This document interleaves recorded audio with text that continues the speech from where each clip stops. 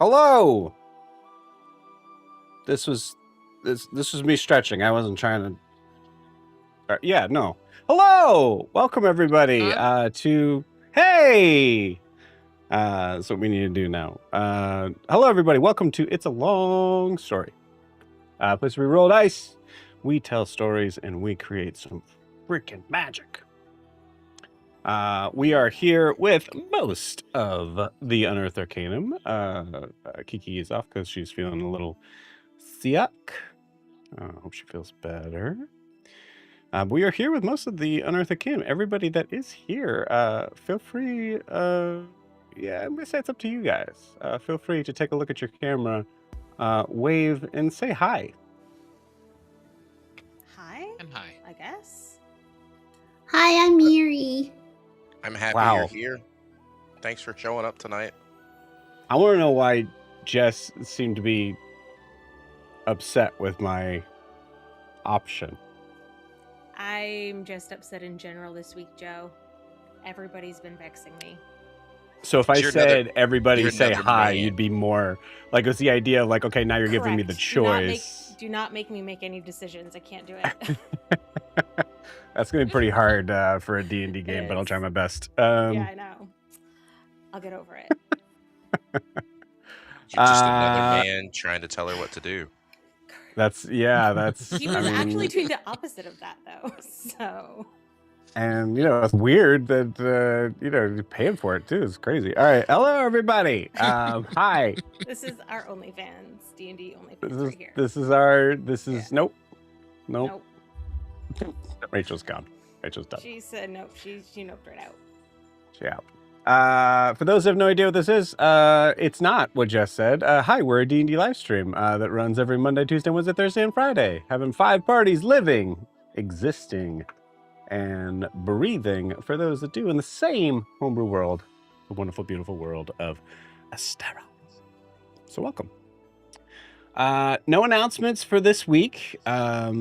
Still, nothing has crept up on me, so it seems like I am right that there are no announcements this week.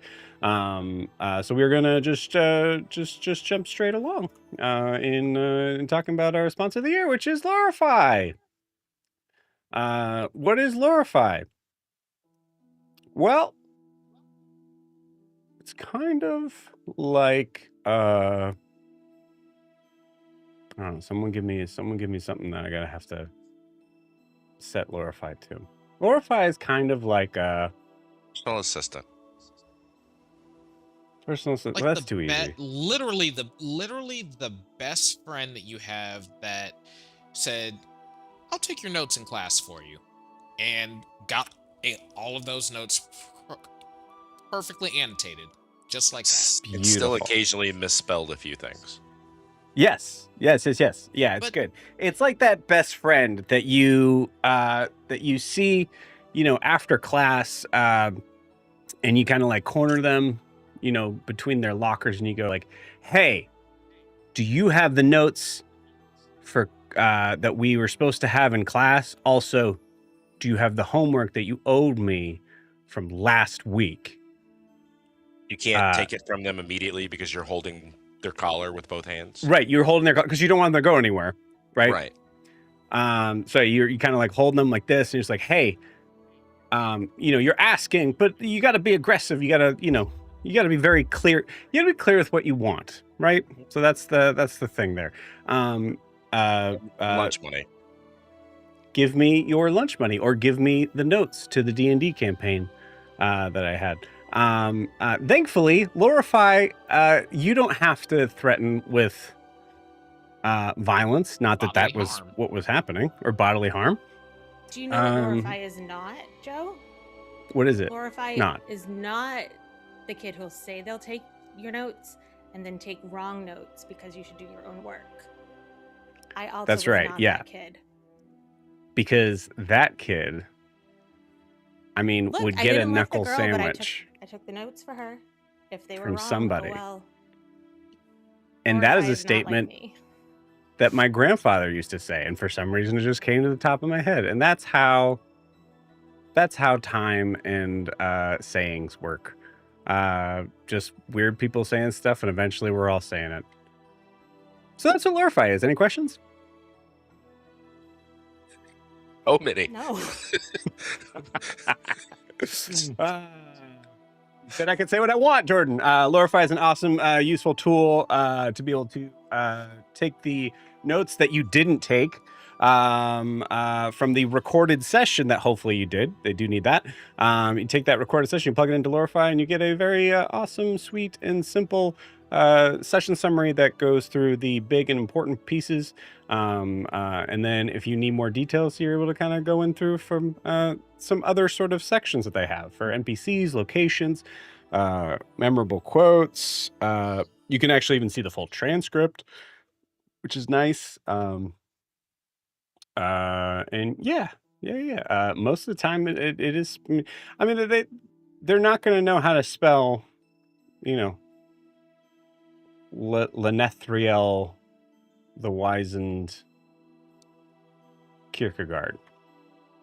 They might know how to spell Kierkegaard. I mean, that's probably something that'd be something that would be, but yeah, they're not going to know that because that's your world, right? But they do have a Joe. useful tool to be able to plug this stuff in. Just, I'm trying to do an ad. I was just gonna ask you to spell Kierkegaard. Oh, it's gonna be wrong. Kierkegaard. AR.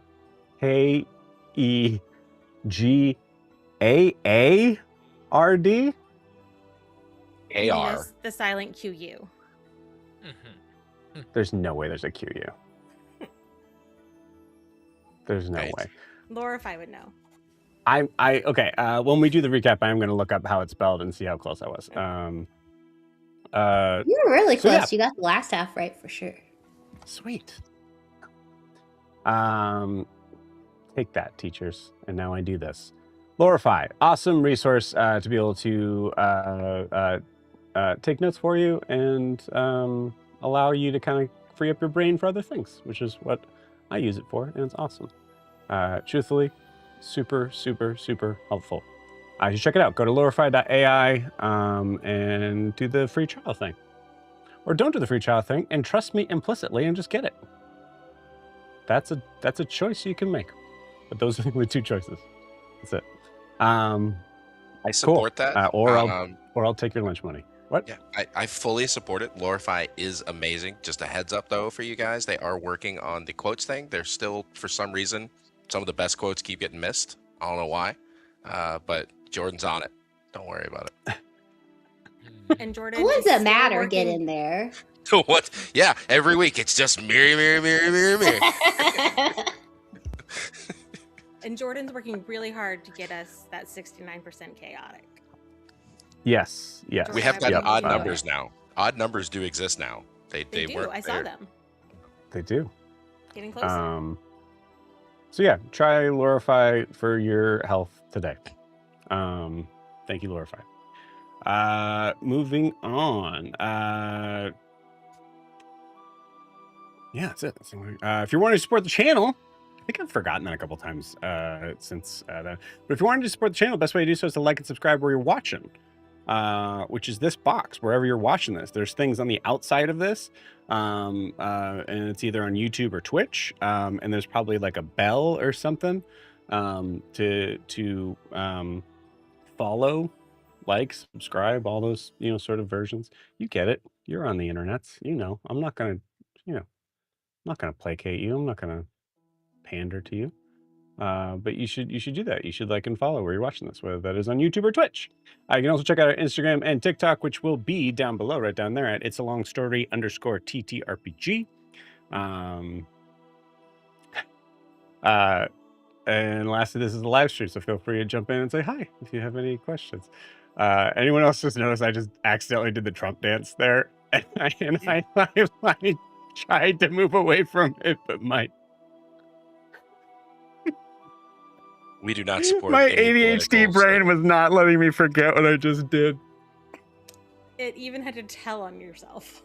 Oh, I had to, because it was just too funny. There's a part of my brain that was like, that was embarrassing. I hated that, but also, you guys gotta know what just happened. It was super dumb. Anyways, all right. So before we jump into tonight's session, we need to get a recap of where where we left off with the Unearthed Arcanum. So, Clinton, please take it away. Welcome to Unearthed Arcanum, where we are set out to make Astera great again.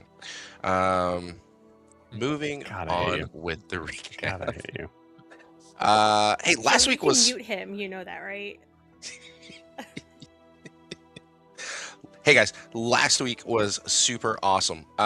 We talked a little bit about our meeting with our Dryad friend who was overseeing the Grove, a interesting place that we did not get a ton of information about, and who gave us a blessing and allowed us to move through the forest a little bit less unhindered.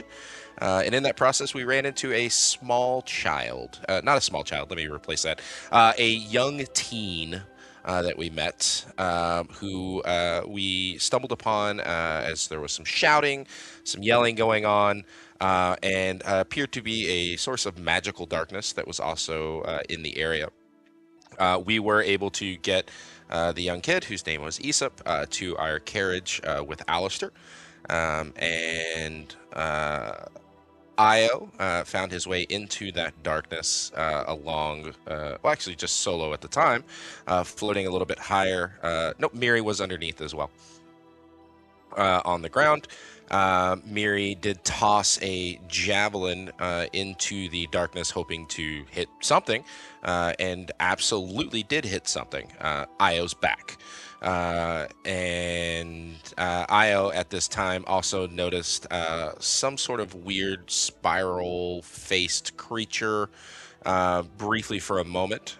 Gwen cast... I don't remember exactly what the spell was.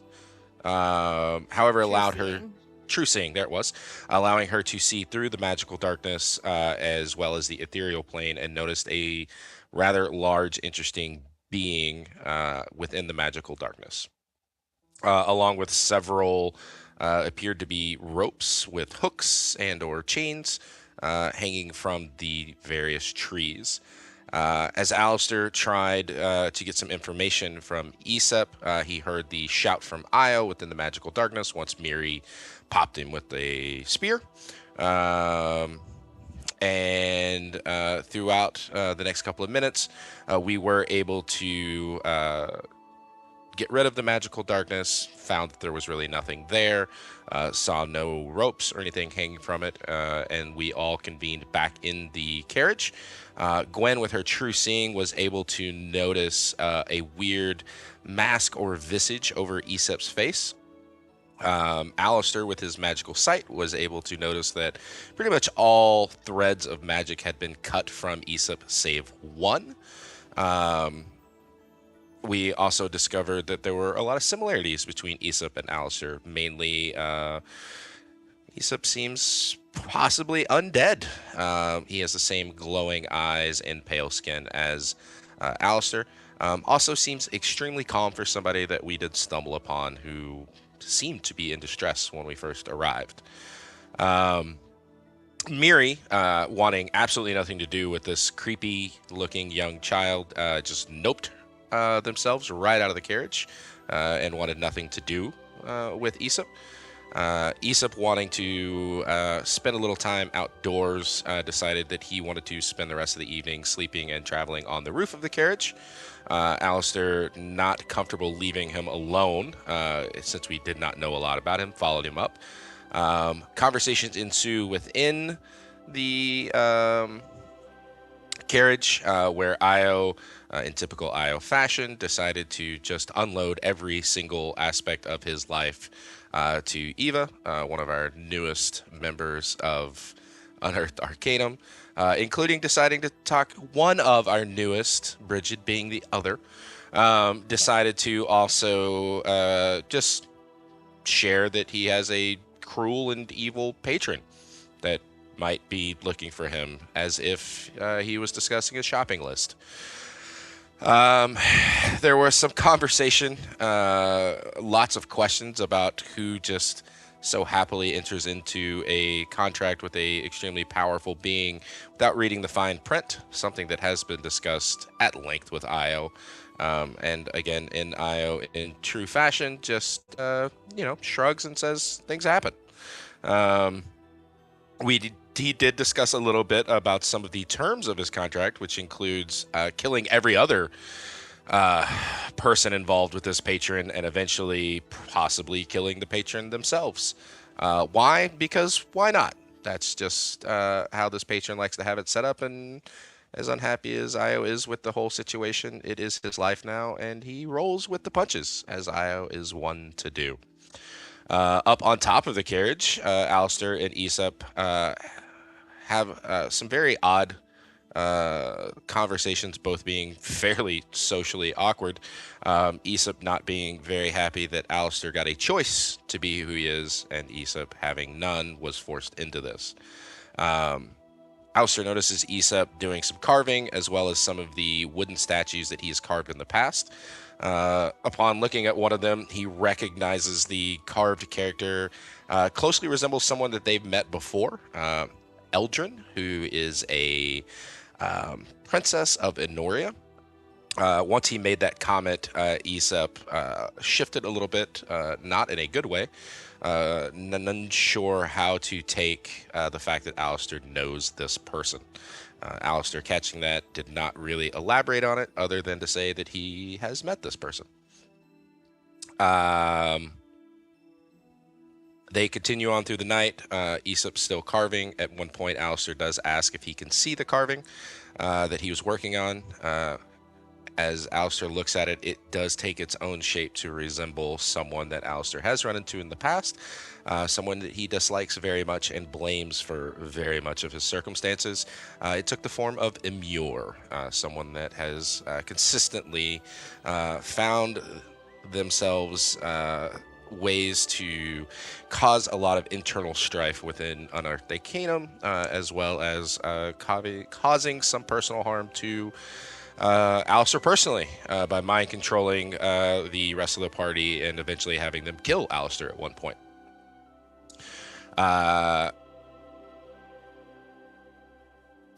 Is that okay, Joe? Did I say something wrong? I did. Okay.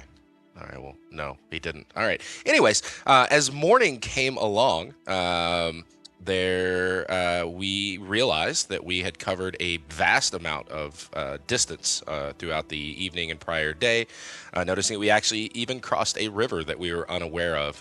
All of this thanks to the Dryad's spell helping us move through the forest. We realize there is a road behind us and not a road moving forward. We assume that it will probably continue as we remain in the forest and do nothing to harm the forest itself, like Miri's current quest of capturing some dogies or wolves, or potentially killing a wolf. That might also harm our blessing, but we'll find that out. And then as we looked behind us, we noticed that the trees were suddenly strewn full of those very same ropes that we had seen in the past, likely with something coming up on us today, this moment. We will find out. I'm sure that I covered a lot. I'm also sure that I missed quite a lot. So does anybody have anything they need to add?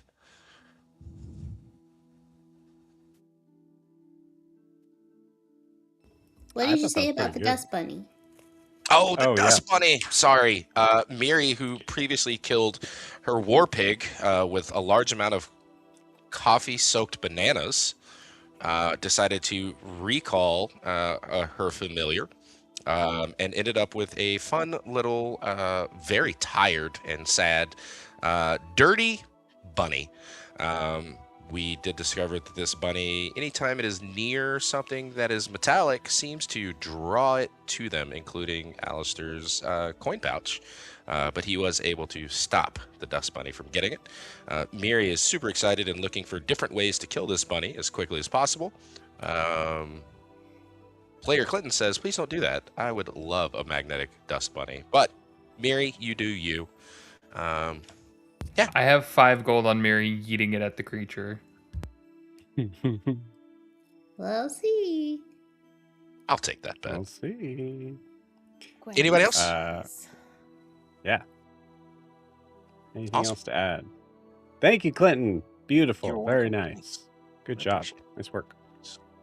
You know what? For that, I know this is kind of outside the norm, but I'm going to give you a point of inspiration for that. Really? Mhm. It was. You thought it was that good? I thought it was that good. Yeah. Thanks, man. I really want someone like just brand new to come into the comments and be like, "Wow, this is really that's a that DM's a little too giving." Yeah, it's favoritism. That is a low bar, Joe. That's what you're giving inspiration for? Yeah. Beautiful. I think we are ready to go. You guys ready to play some D&D? Heck yeah. Let's go. I think so. Maybe. Great. Hannah, are you ready to play some D&D? I think we haven't heard from Hannah. Sure, let's get this. Great. All right. Cool. Let's do this. All I've right. changed my mind. You guys. Oh.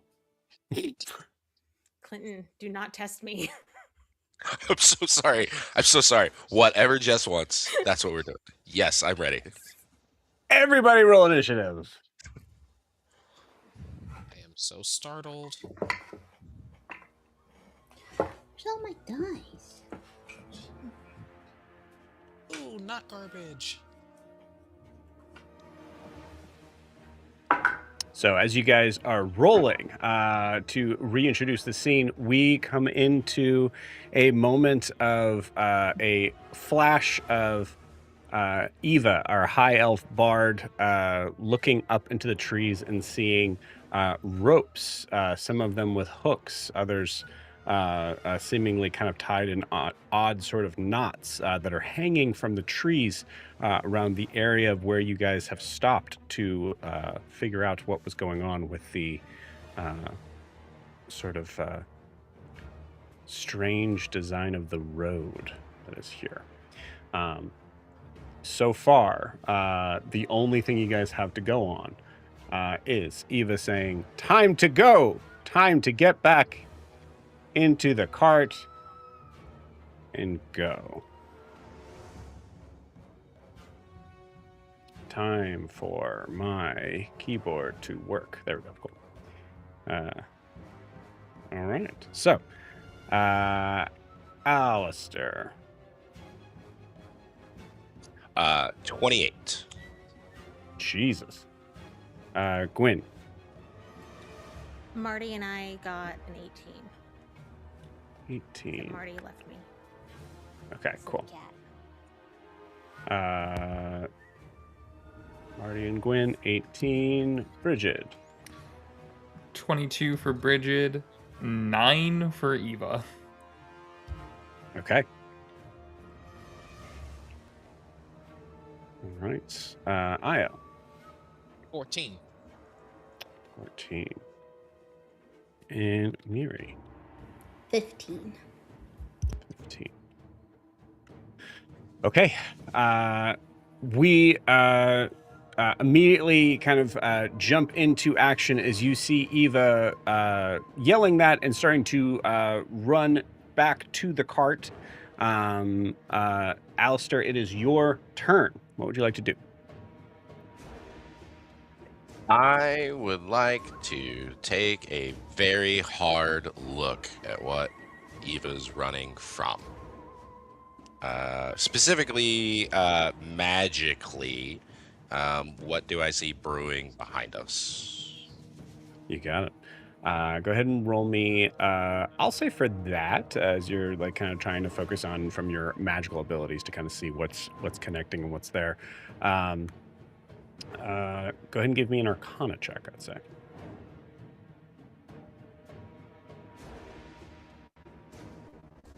Hey, D&D Beyond. Let's slow the updates and actually see what that's like for people to actually use it. Anyway, sorry. That is 14. There's also a possibility, game, that you might want to use physical die. Past couple weeks have been a Yeah. little crazy with D&D Beyond. They're should mention updated to. That's fine. They're updated. The dice takes up like a quarter of the screen now when you roll the dice. It's so frustrating. But anyways, sorry, that's a 14. We can see it Cool. too. Oh, also, I forgot to so- mention. Tonight's episode is sponsored by Wizards of the Coast. So thank you guys so much for being. That was a joke. Hey, Wizards, Hey, you won't be Eat sponsoring it it. after the end of the night. eat it. Get on our level. Sorry, what'd you get in your? What'd you get in your kind of check? I just got really mad for some reason. I don't know. That's fine. It was. Oh my, good lord. It's a 14. I gotta grab my dice in a second. It is an Very good. 18. It's an 18. Sorry. 18. Okay, cool. With an 18,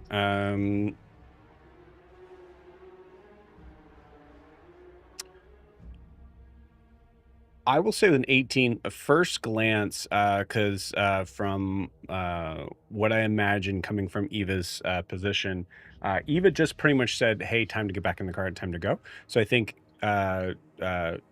first glance would make sense to kind of be looking ground level. And I'd say there you don't you do pick up that there is some kind of strange sort of I don't even think it would be necessarily conjuration magic. It's just like what you would probably define as like nature magic, as something that just seems to be able to kind of it seems to exist in its own sort of space that is not probably prevalent to any specific school. But you already knew that was happening.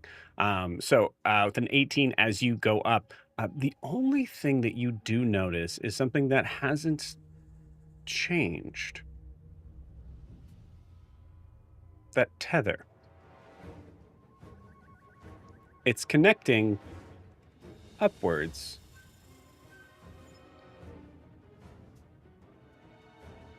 towards the canopy and coming all the way down to the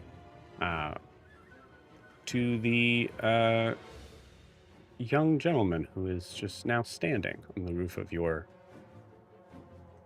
wagon. Awesome.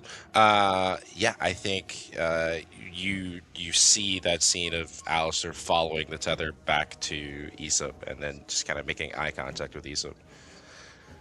You wanted a choice. Now's the time. Whatever's happening right now, you have a choice. Roll me a persuasion check with advantage.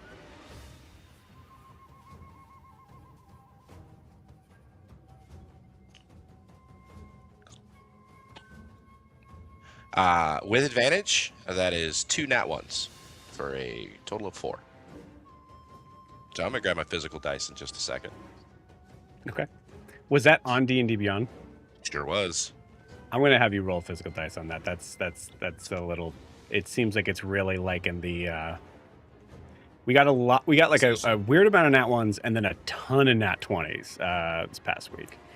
It's But been while real Clint's lucky. doing that, I'm just gonna give a little reminder of the dude that's looking at just to freak you guys out. Rachel likes that picture. Hey man, thank you. That's a 17. Okay.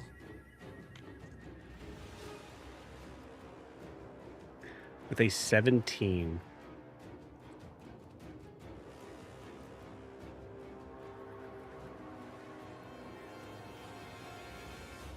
With the 17, the first sort of thing that you see is actually like these once you kind of trail to finding where Aesop is, your eyes just seem to kind of lock on together, and you see that he is staring, unblinking, focused. And then you say that.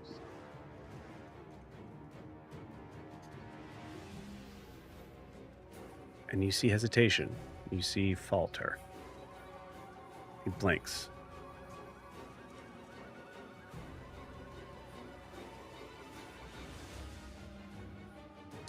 I'm going to say on your turn,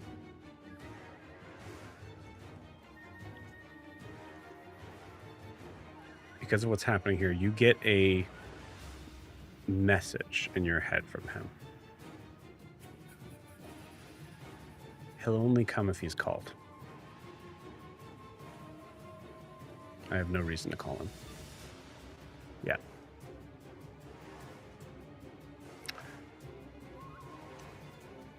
And I think with that, surprise, gang, we are out of initiative. Dang it, forgot to set that to be fade out. That's jarring. Good. Did everybody get their dice out and everything? Good. Awesome. Yeah, Alistair, what do you say here? I will say, like, in this scene, everybody is still kind of like probably freaking out. I think the conversation for now is still just going to stay between him and I on top of the carriage. Did you feel like you needed to call him before?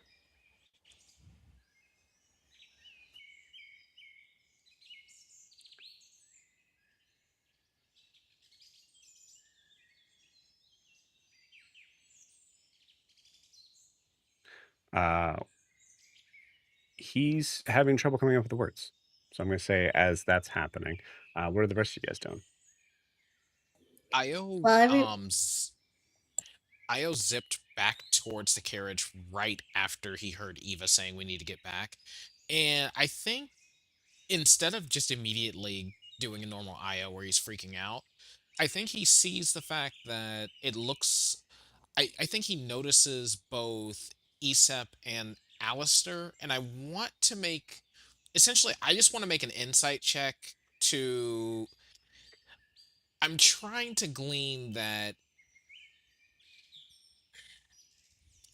I'm trying to think of a specific way to word what I'm trying to glean from them. I'm basically trying to see if. Well, really, what I'm trying to see, are they communicating something kind of non verbally with each other that seems related to what just had us all on alert? I would say I don't see any reason why you would think that. The only thing that you've heard so far is Eva saying, "Hey, we need to get back to the cart," and rushing back to the cart.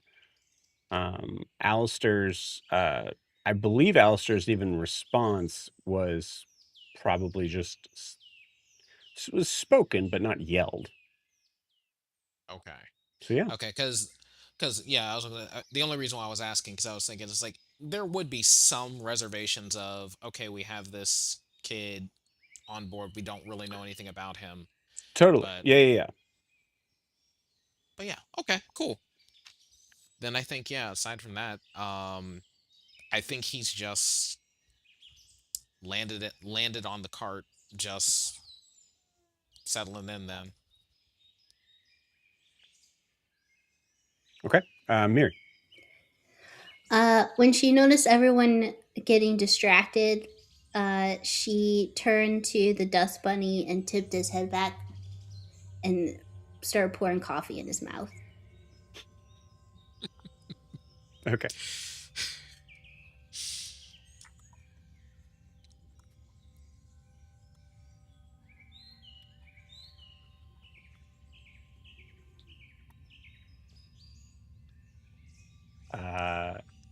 Yeah.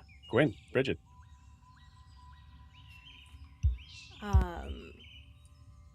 I think Gwen is going to look at Eva and You're very quiet, Jess. sorry, let me get a little closer. Is that better? Keep talking. Can you hear me now? Yeah, Or not? it's still pretty quiet Okay. though. Okay. I'll talk a little louder for right now, and then I'll figure it out. She's just gonna look at Eva to see like what she was running from, and how scared she looks. Yeah. You'll see, I'll tell you this. You see Eva just kind of like run back to the wagon. And oh, okay. Eva kind of I'll say in response, Eva just kind of looks at you and just goes, "Okay, you get it to move. Now we move. Move the cart. You tell the wagon to go." Okay. What did you see? Uh, ropes in the trees. Like before. Okay, So we go. So we can wagon go Yeah. time. I'll look up and see Alistair up there and look at everybody else. Everybody good? Yeah. I don't smell nothing suspicious. Let's get out of Dodge now, rather than later.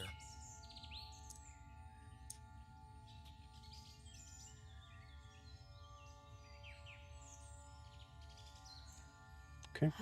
Anything from Bridget? Bridget's gonna be walking back, and I think she is just staring up at the trees and is trying to maybe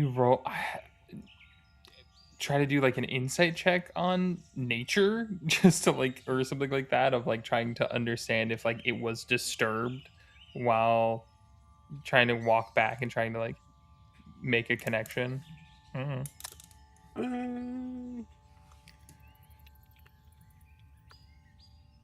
I can throw a spell slot in if needed to do like speak with plants or something like that.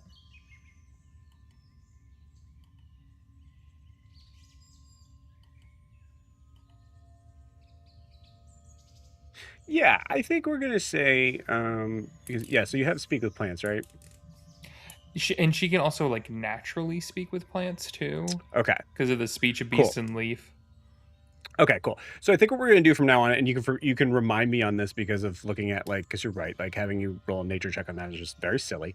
So I think what we're gonna do is we're gonna call this survival. Okay. Because I do think it's something that would be something that you're proficient in, that is wisdom based, and two, it's not a crazy leap. Yeah, it's just seeing if the nature around her got disturbed in that way or something like that. Cool. 25. Okay, you got it. I'll say with a 25, you have a choice. I can give you the general vibe of the forest, or you can talk to a plant. Let's go general vibe, because I think that's what I was kind of looking for, was just, does the forest around her feel like it got disturbed? You got it. Yeah, the forest vibe that you get out of the 25 is a couple different ones that are kind of confusing. One thing you get is a sense of, strangely, some annoyance and frustration. That I'll say with a 25, you realize like, oh, this path that the forest is making for us means that plants have to get up and get out of the way. And I imagine that for the material plane, that's not a norm for them. So they haven't moved their limbs in a while. Basically making a good amount of the forest have to exercise is not fair. It's, and I'll say this: your general grasp of the forest on things that are a danger to it would be the only thing that it would deem dangerous. And you're not getting that. With a 25, though, you are getting, yeah, there's someone here. Okay, yeah. She'll be walking back, still kind of doing the look around at the trees and plants and stuff like that, and then walks back up to the cart. Yeah. Gwen, there was something here. I don't know. The forest was not sure about it. Yeah, that seems... I don't know. It's weird. Maybe it's... whatever it is, maybe it's following us. I'm going to say with that, Alistair, you're both kind of hearing probably bits of this conversation that cuts the answer that you would possibly get off as you see like you see Isab also kind of like eye down to where they are and just say to you, I can go.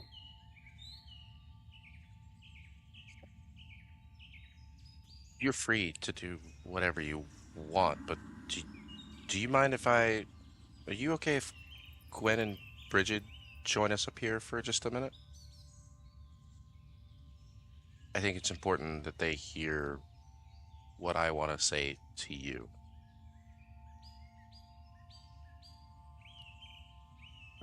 I just have to call him, you know.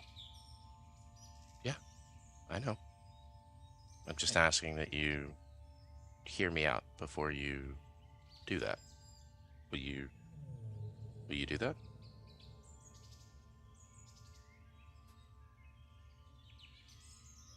Okay. Gwen, Bridget, do you mind joining Aesop and myself up here for a minute? I don't think that was on purpose, but it did kind of sound like Alistair's voice just went up a couple octaves. Now there's like, wait, It did. Gwen! Gwen? Yeah, of course. Clambering. It takes Gwen longer. She's weak.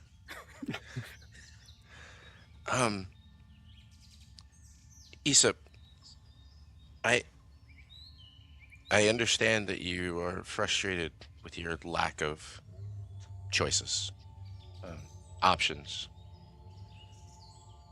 and I can completely understand and agree with your frustration. But I think right now is a really important choice for you, and I want it to be yours. And I know no one else can see it, but I'll kind of point to the thread and follow it until I can't anymore. Whatever's attached to the other end of this probably took away that choice that you wanted.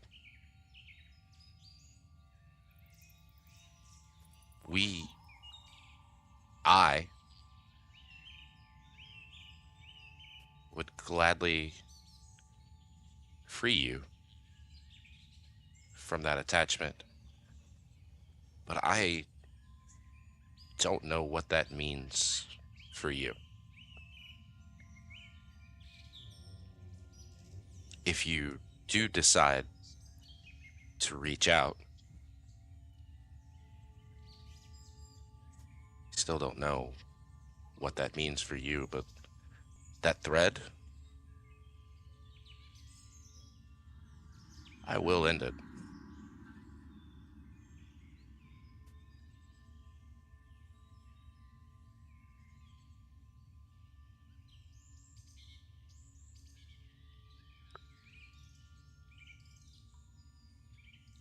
You have it very wrong.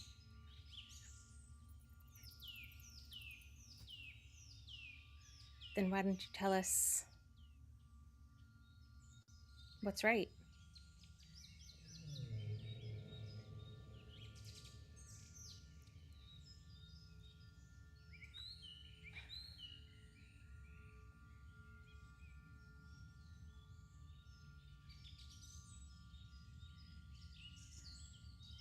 I know you just met us, but I don't think that there's maybe a group out there that's better suited to understand people in a situation where they don't have many choices.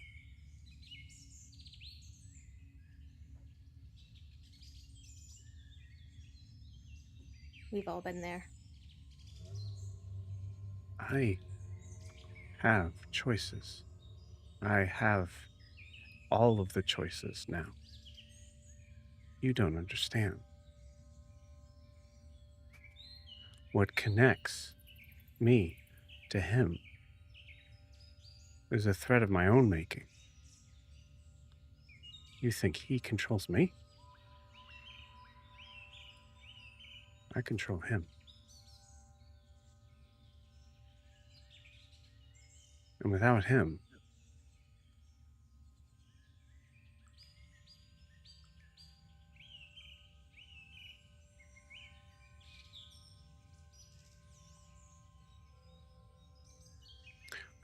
I have less choices.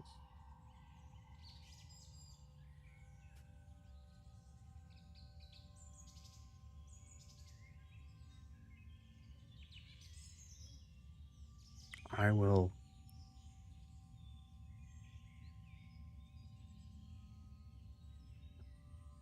kind of like looks at Alistair and like a sign that to anyone else is actually even to you, Alistair, I think roll me an insight check actually with advantage. As there's a little bit of like we'll see what you get. 18.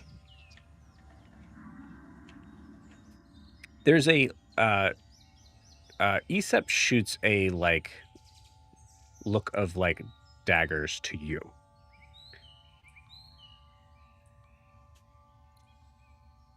And you recognize that look because it's a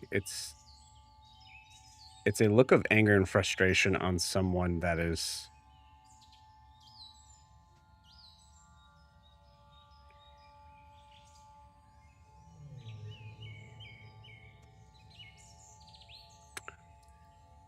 you've given that look before to Faustus, your father. Every time, instead of being the person to have an outburst that would be justified, he gives a leveled response that forces you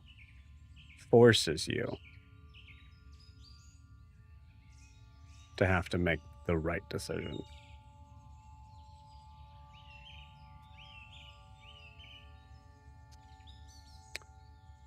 Okay. Go ahead. Okay, Issa. You're the one in control. I have that right now? Yes. Prove it.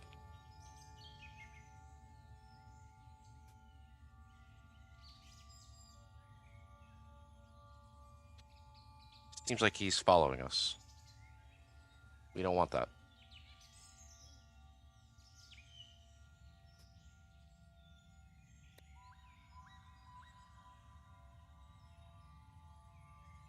Fine, we can leave. And he stays here? He's always with me.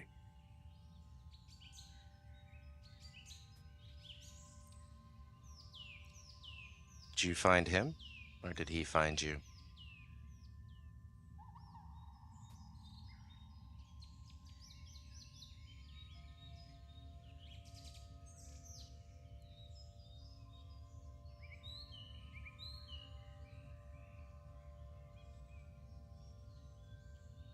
I could ask you the same question, and you see him eye your cane.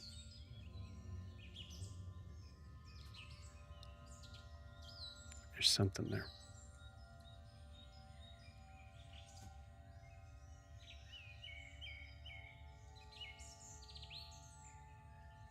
Okay.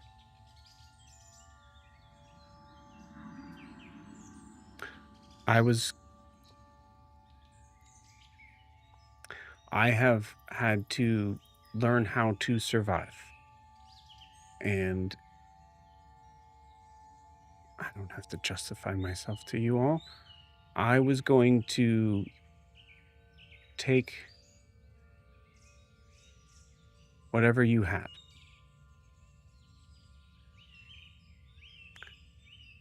Last night I was fully in control.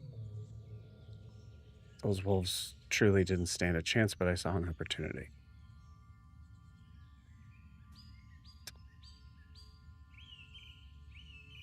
And so I took it.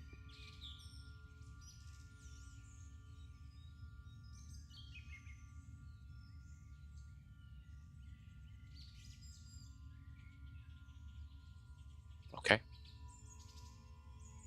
I appreciate the honesty. You said he gives you choices. I understand that I'm not much older than you, but I know a lot about choices.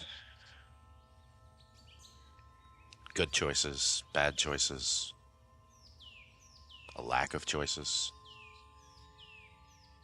Sometimes, when we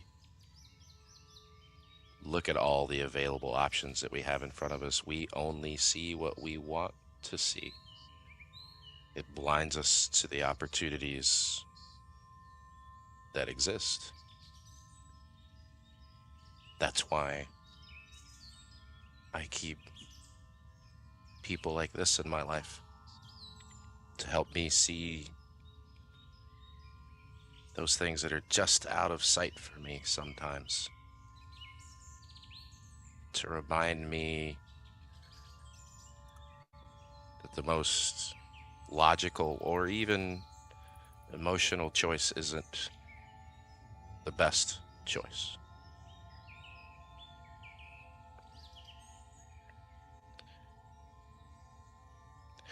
Uh, and then I think Alistair pulls out his own carving knife and cuts a button straight off of his vest.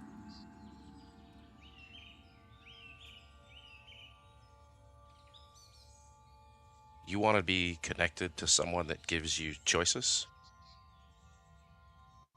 Take this.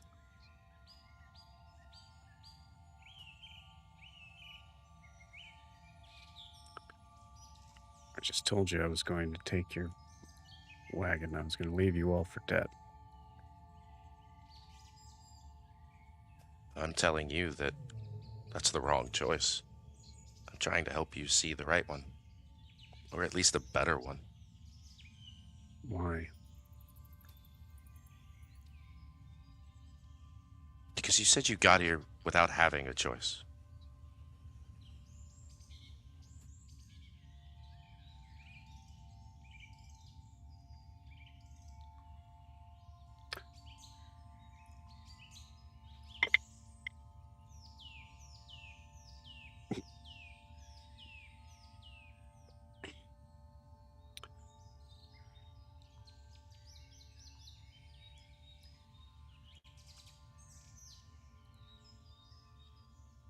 I'm not going to give you anything.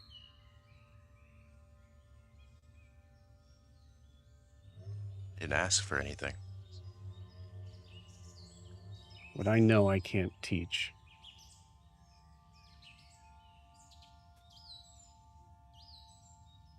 Okay.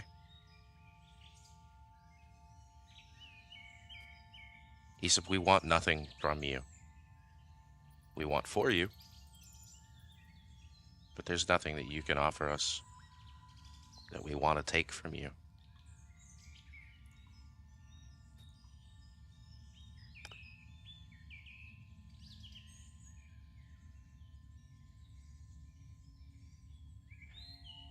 If I wanted to, I could make you give me whatever I wanted.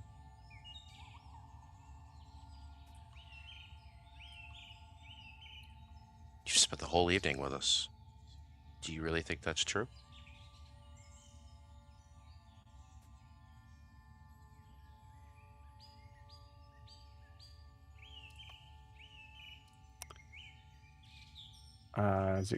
It's Gwyn and it's Bridget up here.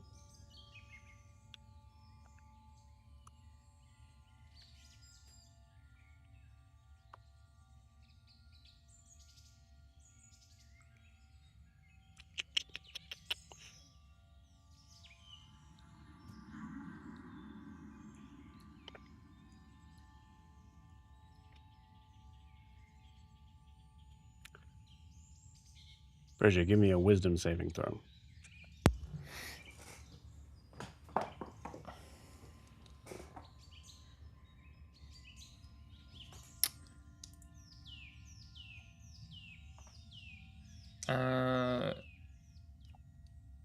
15.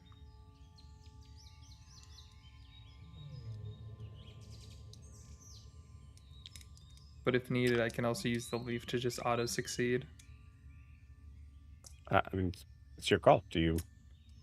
Nah, let's see what happens. Okay, you got it. Alistair, you are holding the you're holding the button out in front of you, and then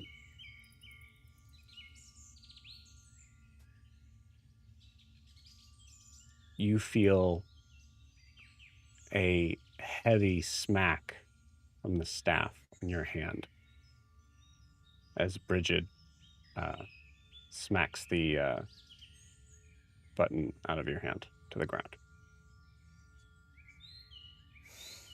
As you look at Bridget, Bridget is now pointing their staff at you. This is Dominate Monster.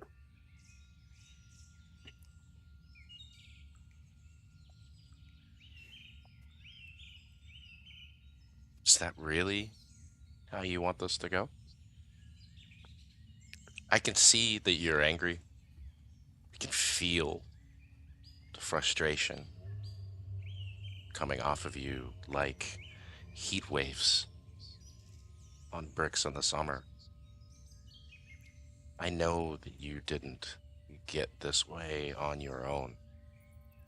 Do you really want to do this to some people that just want to help you?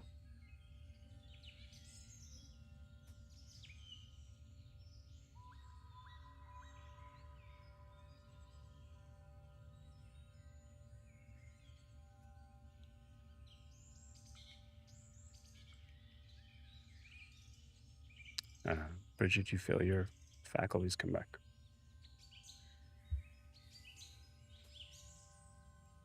I will very much in Alistair before he died, slowly and painfully bend over, kneel down, pick the button, stand back up. I will make a show out of it.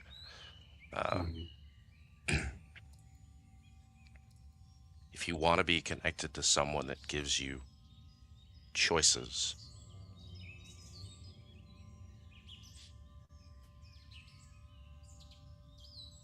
real choices,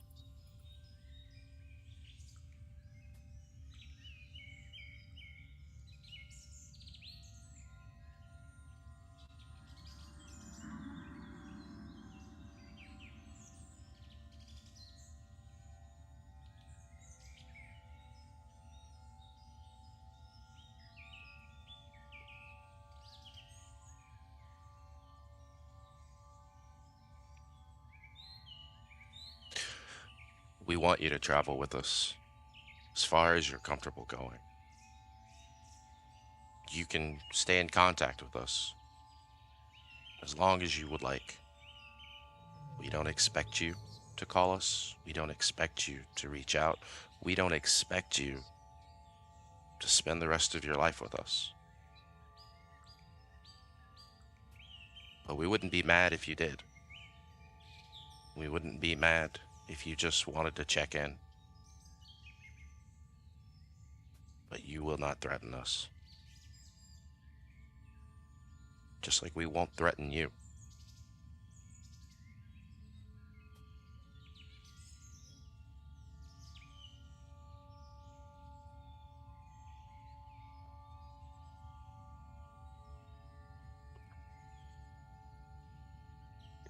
You see Aesop look at Bridget. Bridget, you're aware that someone has to control over you.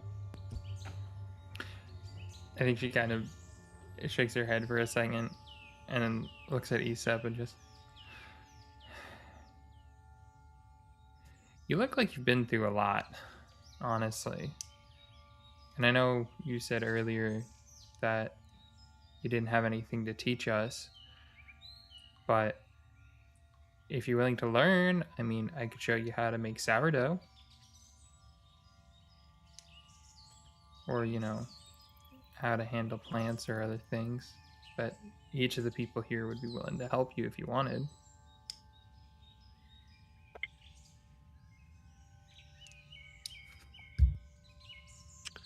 Uh,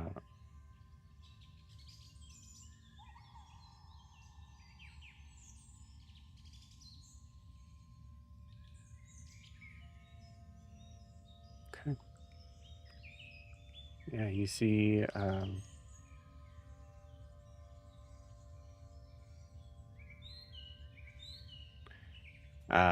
You see his eyes water up a little bit at that, as he says to you,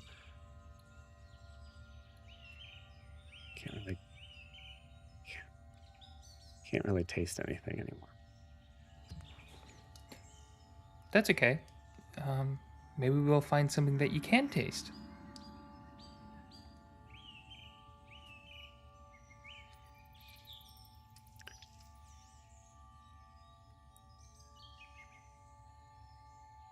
I'll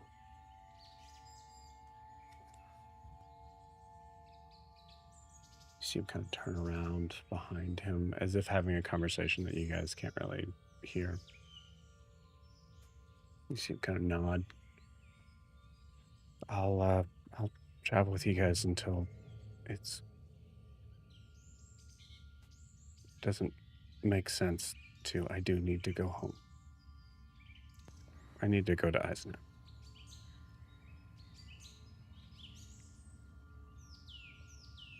But if you're not scared of me,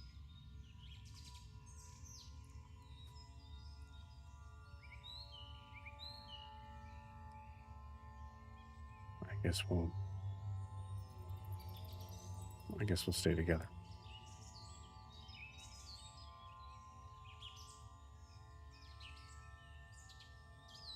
That sounds nice, Aesop.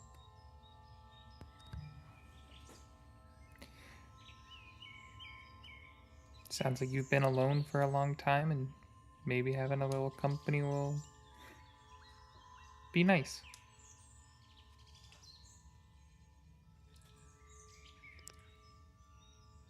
I mean, I'm not alone.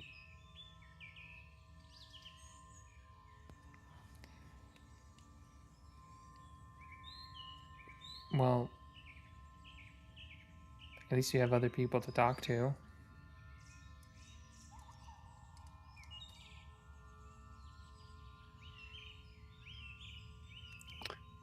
Weird kind of look goes over his face as he kind of like realizes this is the first time he actually can ask this without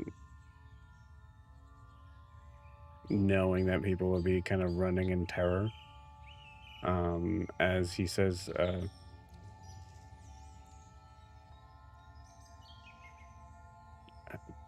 you guys want to meet him?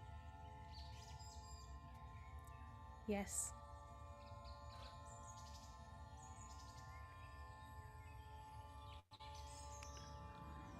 Okay.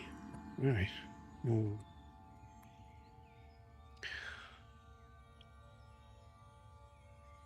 Okay. And you hear heavy cracking from the trees as lurching forward from like a set of ropes is this huge creature. One that seems impossible really to necessarily be able to hide in the treetops, considering it, mechanically speaking, huge creature. So standing up maybe 15 feet tall, fully extended, as it comes down, very much like a marionette. You see this large wooden mask that is set across from this sort of humanoid form until you notice that it has doesn't seem like it really has legs. It just has 4 arms. And you see that the ropes that are connected to it all have like hooks from like hooks every like 3 or 4 feet or so, and a big purple spiral in front of its face. I immediately realizing that Eva, Io, and Miri have not been a part of this conversation. Yeah, I was about to say, Immediately we're start. noticing this. Hey guys, like whatever I gotta yell and scream at them to not react in a negative way. Yeah. Hell yeah. Guys, we made a friend. I think. Go ahead. Oh, go ahead, Joe. You can finish No, your no, please go. description. I think with hearing Alistair say this, Io actually just floats out of the like the communal area to the top, and he's just like, "So, this is why you ignored me and didn't answer why the rest of us weren't to come up here? Care to explain what's going on?" Aesop is introducing us to his friend. Oh yeah, Does he have a name, Aesop? we met last night. Call him Puzzle. Puzzle. That is a great name. Thanks. Io, you okay, buddy? I mean, got an unanswered question, but I take it that'll be answered when Al feels like answering. You're very strong. Oh, thanks. Your friend's very interesting. Well, since everything's all good, y'all want to go back to having your private moment? Io, you're welcome to stay. I would like you here. I was not trying to keep you out of the conversation, but I didn't want to alarm Aesop. And Fair. honestly, and he just kind of waves his hands over Gwen and Bridget.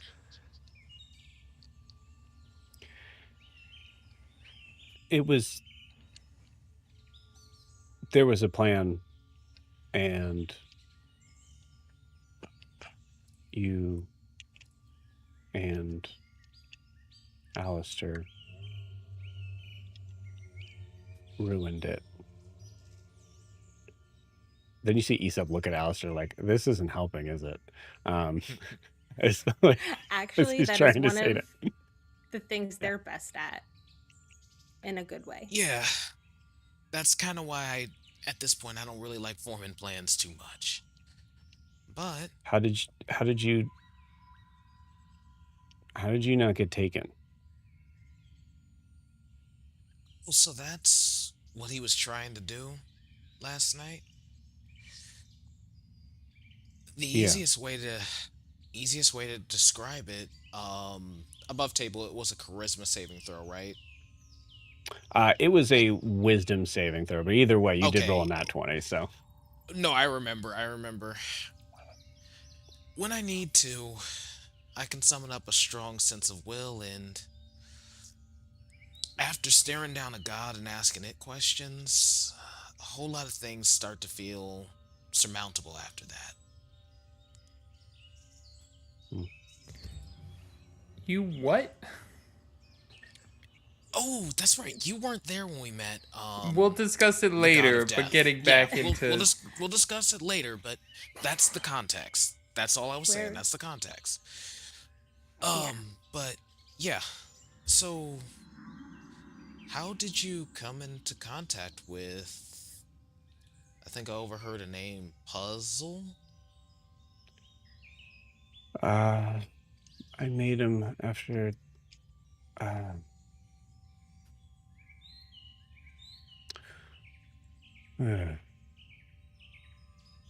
It's okay. I was.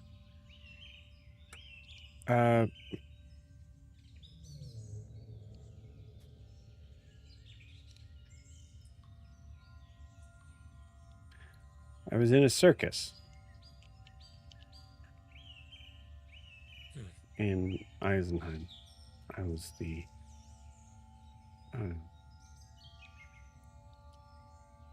puppet maker.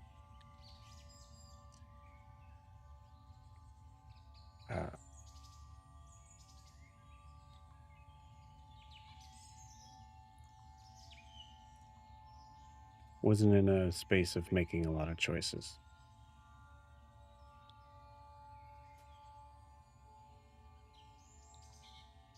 Enough said. Some Yes. things happened, and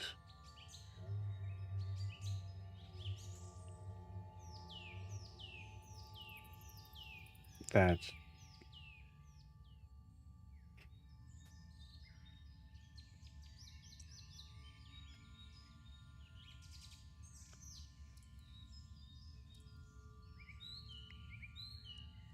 I died.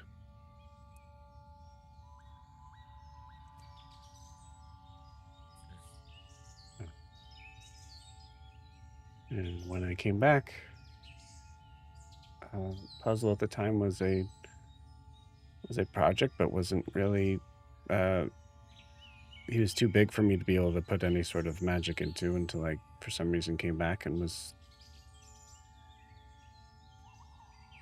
able to, and he was stronger than anything else I made. Wow. You said he would have taken Io. Where to? Yeah. Do you know? Yeah, what happens when we're taken? Looks at Bridget. I don't know. And Bridget, give me a religion check.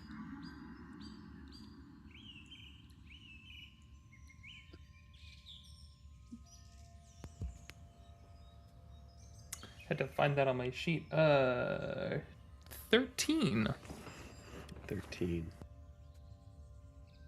I don't know why this camera's slow, but I did roll. It's gonna pop up maybe. Yeah, I don't know why it's going great as well, but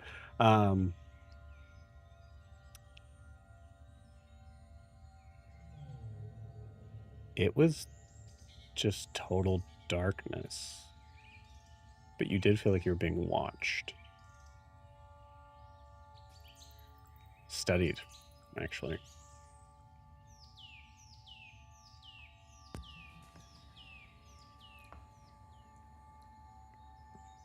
Just, you know. It did not feel, actually, for someone who's like, who's been in 2 different planes, it did not feel like you're on the material plane. Consciously, like your consciousness. Yeah, you know, you just thrown somewhere else.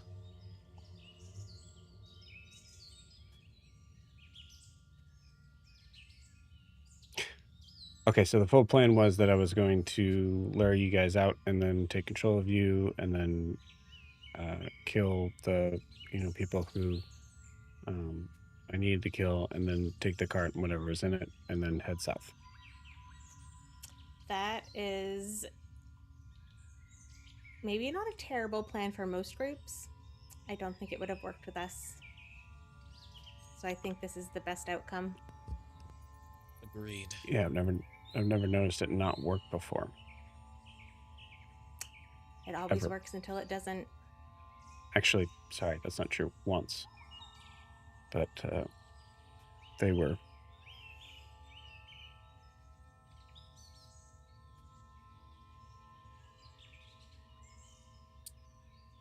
I'm glad it worked out Different. this way, though. This time. You know, I've got a question for you with your plan. So, we freely, gave you room and board, told you could travel with us. My question is why? It doesn't seem like we have finite resources or something, does it?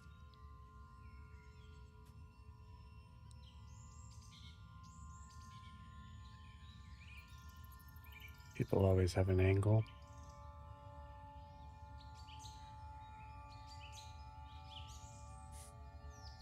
The fact that I look the way I am.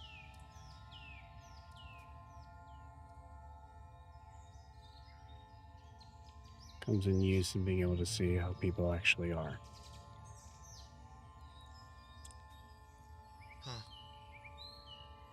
You're wrong, that. you know. Yeah. I've heard that. See, you're letting people define you by how they see you. You're becoming what they want you to be. Some people made their Well choice. said now. Yeah. Lots of choices get made. Do you really want to be the one that sinks to that level? You don't have to be a monster. You don't have to be scary if you don't want to be.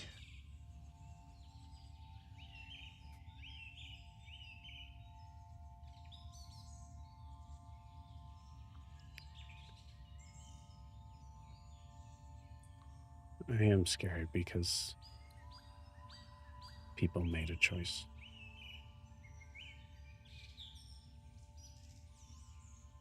I told you I would come with you.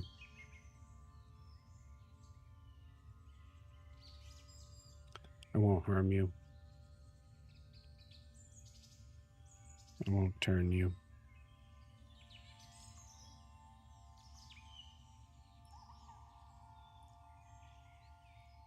Don't try to turn me. Healthy boundaries is a good thing to have. So I think for now that's agreeable for me.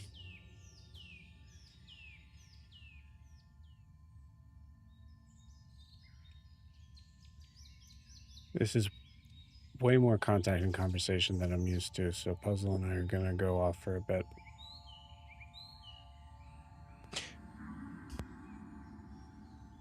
You won't hurt anyone. No.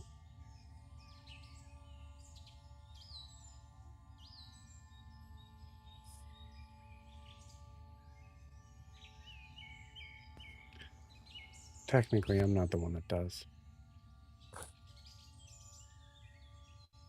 We can split hairs later, but you said you control him. So technically, you are the one.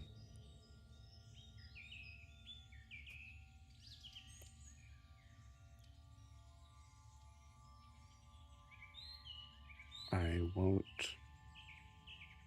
affect anything.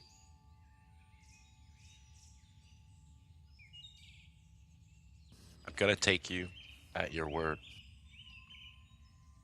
But language is something that all of us take very seriously here. Now's not the time to fudge it.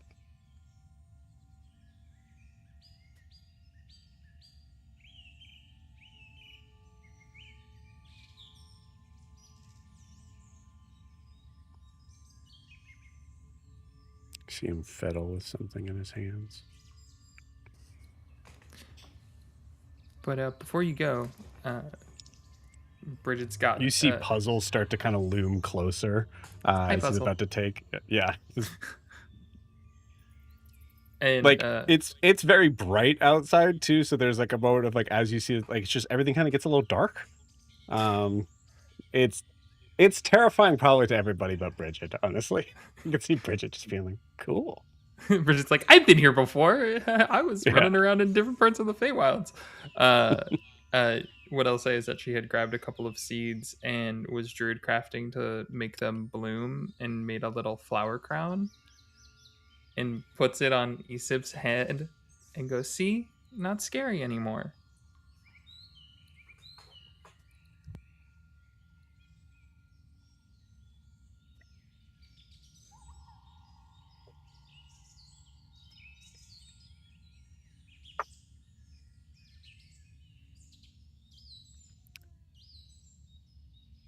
Thank you. Okay, now Puzzle, take him. And just like kind of wraps this figure up. As he moves away, you see you see all of a sudden that there's the I think, oh no, I guess it would have been just been Gwen. It would have been gone now. Was anyone else able to see that mask, or was it just Gwen during? It was just me. Just Gwen. Within Cool, 10 awesome. feet, I can. Okay. Cool. Awesome. So yeah, you saw the mask as he's kind of pulling away. What you all see is a large kind of like dark brown leather top hat appear on his head. Alistair, you see that mask like has moved up into that space. And he just creepily just kind of like you see like the ropes just start to kind of tether almost Spider-Man through as he just kind of just stands there being held by Puzzle and just disappears into the canopy. Out looking back at Bridget, Gwen, or Io, who are behind me, Alistair, I am, for the first time, fucking terrified.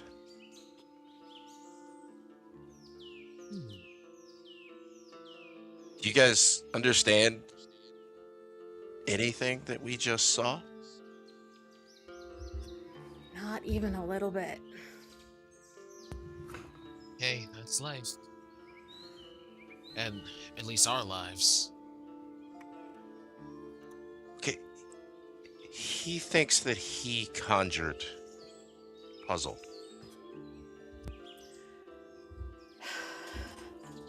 Do we know that he's wrong? I think it's more complicated than he thinks it is. Oh, certainly. You saw. Do you Did you think- see the mask, Alistair? The mask. Yeah. Gwen will describe the mask over Isak's face to Io and Bridget. After that description, Gwen, do you think Puzzle might be a patron or something akin to it? That was And my maybe first that's- thought. And maybe that's why he's alive again. Hey guys, where's Miri? Oh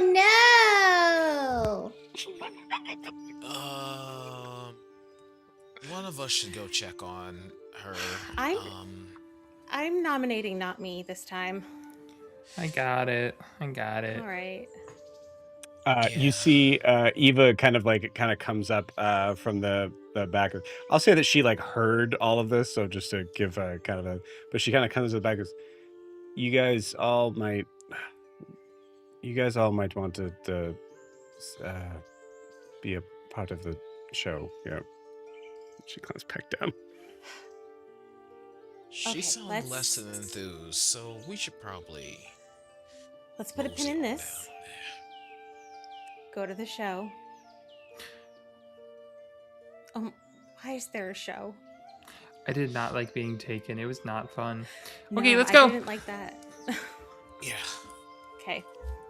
As we wait for Bridget to go down and Gwen and I are still up on the roof, I will lean into Gwen. He has a wooden statue of that princess we met.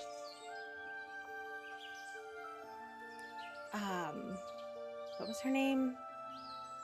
Eldrin, and he carved it. Yeah. Okay. And others. I don't know who the others are, but we need to discuss that before he gets back. I think we need to discuss quite a lot before he gets back. Then we're agreed to get the show On the- over with. Yeah. Okay. Okay. We're Let's go see coming, what this Miri. is. Miri, what do they see as they come down into the wagon, I assume? You hear Miri yelling, "No! Bunny! No, you can't have coffee! No!"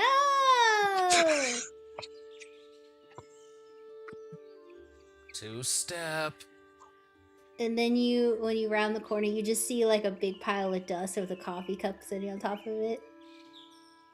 Oh no! He moved so quick. Yes, bunnies are known to move very quickly. He was drinking coffee? I told him not to. Sure you did. I think maybe we are going to have to revoke some coffee privileges. It's not safe for the animals. I know, from these guys. I mean, it's just crazy. I guess They're coffee it's just crazy. gonna have to be. I'm Maybe gonna have to be that's in part charge of of the being coffee. a familiar. Houston doesn't seem to have a problem. And Callisto, don't be drinking any of that. Well, la-di-da, I guess you have smart ones. I'm a tea guy. Yeah, he likes tea apparently. Io, you tell your familiar to get out. There is no tea in this cart. Now that is... Bridget's slowly pulling tea. Bridget's slowly putting tea away. Callisto, who is always very formal, just goes, "Whoa." See, look, Gwen, you went ahead and hurt his feelings. Hush. It's tea, Io. Yes, and you know you're insulting a lot of cultures around Island Way. Hey guys, this is about Miri. Yeah, Miri, maybe anyway, you should try tea next time for your familiars. Weaker constitutions need tea. oh, she's gonna Io, be on you this just- kick all night. The last thing What? you hear was, "I was going to kill you last." All right, I'm gonna keep what he said to him. That's between me and Callisto. Two-step. Yeah. Definitely not coffee. I mean, I heard there's this really weird type of cat that eats coffee beans, but those are the unroasted, unprocessed. Pretty sure Regular that's a monkey. familiars- No, I'm pretty sure one of them's a cat. Material plane, though. So, that could be the difference. Well, looks like I'm gonna need a new familiar. That's crazy. And just Miri, too bad. Funny how Murder that works. is still murder. Huh? Hmm? So, Miri, here's the thing about familiars. Eventually, they're not going to want to bond with you if you just keep letting them eat coffee and poofing away. And the familiar bond is the only reason why they stick around. Well, this bond didn't keep him sticking around now, did it? Do you think maybe don't it think has you're to do with hearing. the coffee? Okay, we well, switch up the next variables. time, stop making coffee, Gwen. I will stop making coffee for familiars. You hear Callisto just say to Io, "You know a drink doesn't kill familiars." Tea. What? And Io You see actually just- does say tea yeah. out loud and Tea and out loud, gives yeah. Gwen a look. This is happening now. Callisto just conjures a cup.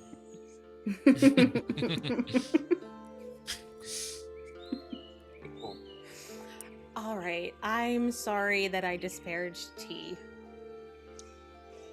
Tea for familiars is fine. And then Okay, I'm gonna Io get a new gives familiar. I now won't only give a tea.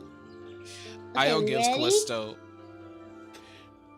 Io gives Callisto a look, and he just is like, "That's about the best you're gonna get from her."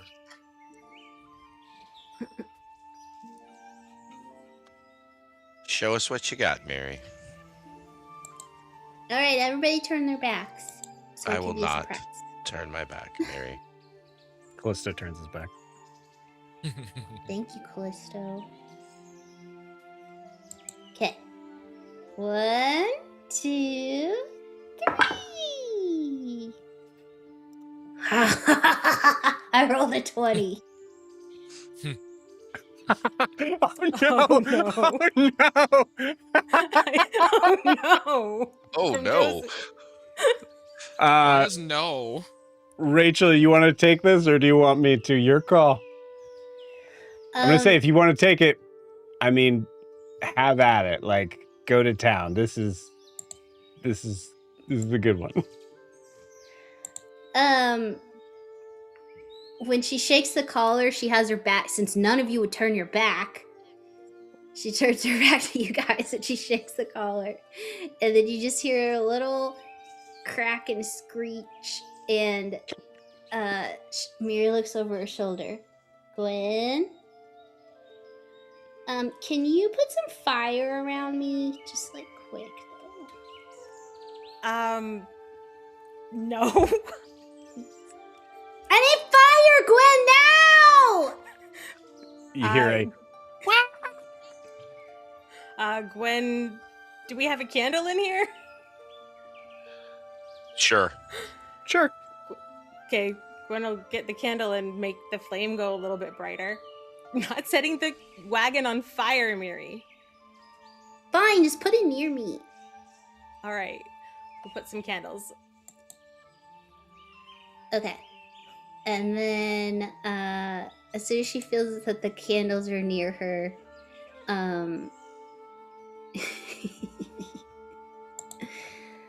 she slowly turns around and she ducks up beneath the flames and then rises up. And she's holding half of an egg, and out of it is a little baby dragon. I am the queen of dragons. Holy shit. shit. Hey, Gwen, Uh-huh. can you brew some coffee? No. I've always wanted a No dragon. coffee's ever getting brewed again. We've got a motherfucking dragon. Miri, does this pseudo drake hatchling have wings? Yes, call. it does. You got it. Just Houston, shoots out. The egg just kind of explodes everywhere. Houston comes over immediately to examine this new winged beast. And what is Callisto doing in this situation? Houston, this is Callisto what we've still been has his waiting back for. turned. He wasn't told to Yo. turn his back. Yo, partner. Looks like you ain't I'm, the only dragon I'm waiting in for the town no surprise. more. Yeah, it's here. You ain't the only dragon in the wagon no more. Where is it? Dragon wagon. face me. Turn around. Well, what? You just told me to face the other. Yeah, the surprise is here. And I think we should all switch to coffee.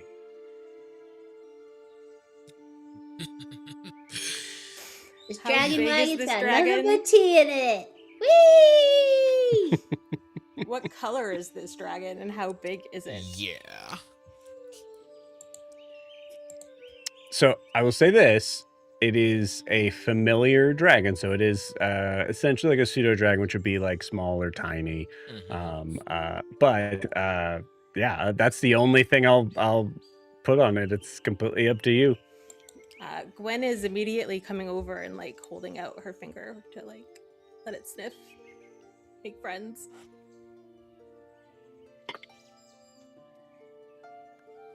Had something stuck on it. Sorry. Okay, it sniffs. See if Miri. it breathes fire. Here. Maybe that's an outdoor activity. Just a baby. He is just a baby. Yeah, I And think this is a just very go ahead. and two-step. This is a very big responsibility, bigger than you've ever watched over. Mm-hmm. So the rest of us might have to step in and make sure you're doing a good job. Yeah. She's already tying spurs to its wings. Two-step, you might get burned if he doesn't like it that much. No, It's he likes probably me. still as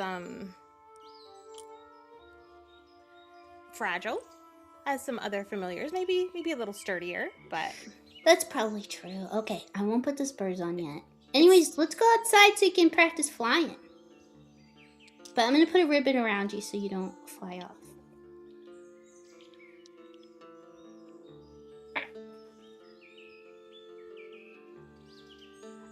or Okay, well, I'll see you guys later.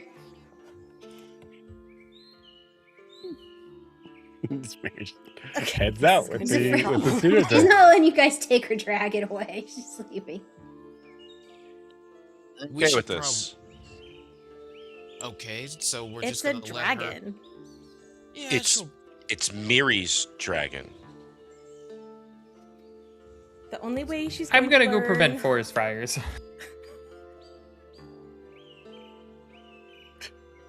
Why did I hear that as Pete's dragon? Just Cool. Eva comes up to you, Gwen, and just kind of like taps your shoulders.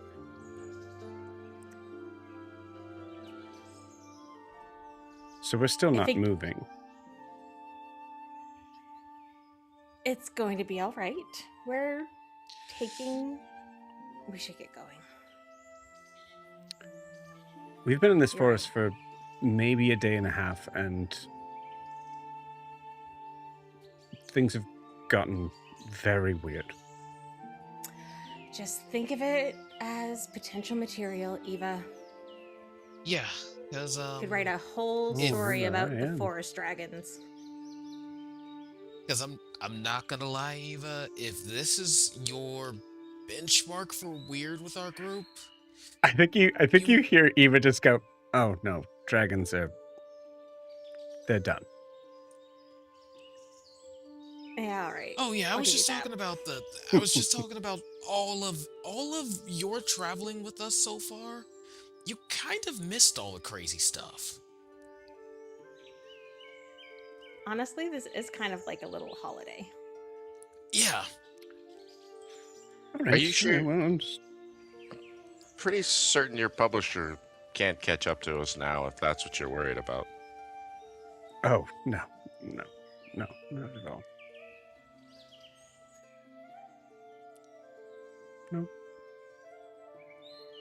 I wonder Thought if the about poor it, though. bastards figured it out yet. I was just pointing out. I mean, we could do two things at once. I mean, it is a wagon that does drive itself. Yes. Unless we want to pick up any more strange boys. No promises. Can't say we won't do that. That sounds horrible out of context. Or girls or weird little guys that might be running around the forest. You never know. I think that's the first time we've all agreed on something in a long time, though. I just want to point that out. Yeah. Feels good. Progress. All If right, we let's didn't go. pick up strange people, you wouldn't be here, Eva. It's true. Excuse me. Strange is not an insult in this group. By far. Certainly not in that. Certainly not in this case. Here's the thing, Eva. If you were normal, we would have left you behind. We don't do normal in this 10,000%. group. I prefer the term unique. Potato, potato. What? Ain't that a common idiom here? It's like the idea that Eva has no idea. Like that's a weird one. All right, I will go get Miri, Bridget, let them know we're going. I mean, honestly, the wagon doesn't move very fast. No, Miri can ride alongside and Just then Mhm. practice the flying. practice the flying. Houston can show it how. All right, Yeah, that sounds let's like go. good. That sounds like a good move. Doing the hand out the window, with the dragon. Yeah. I'll sit up front in the carriage, just to keep an eye out. I trust Aesop can find us. I'm not worried about it, but I'd like to see him coming before he just arrives, if possible. Yeah. I think Alistair doesn't mind company. Gwen was going to sit up there too. Put Houston in Bridge his is on the roof. big form. He can fly with Miri. For everybody that is outside, you do hear the occasional sort of like cracking of branches that doesn't have to happen.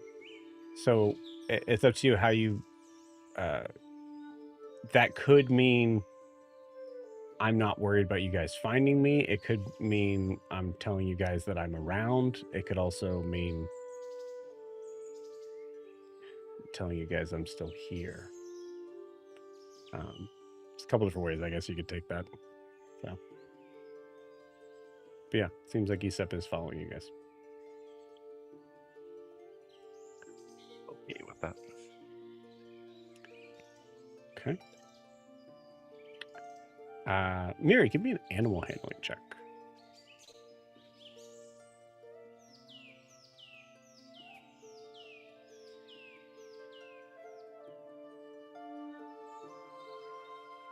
Five.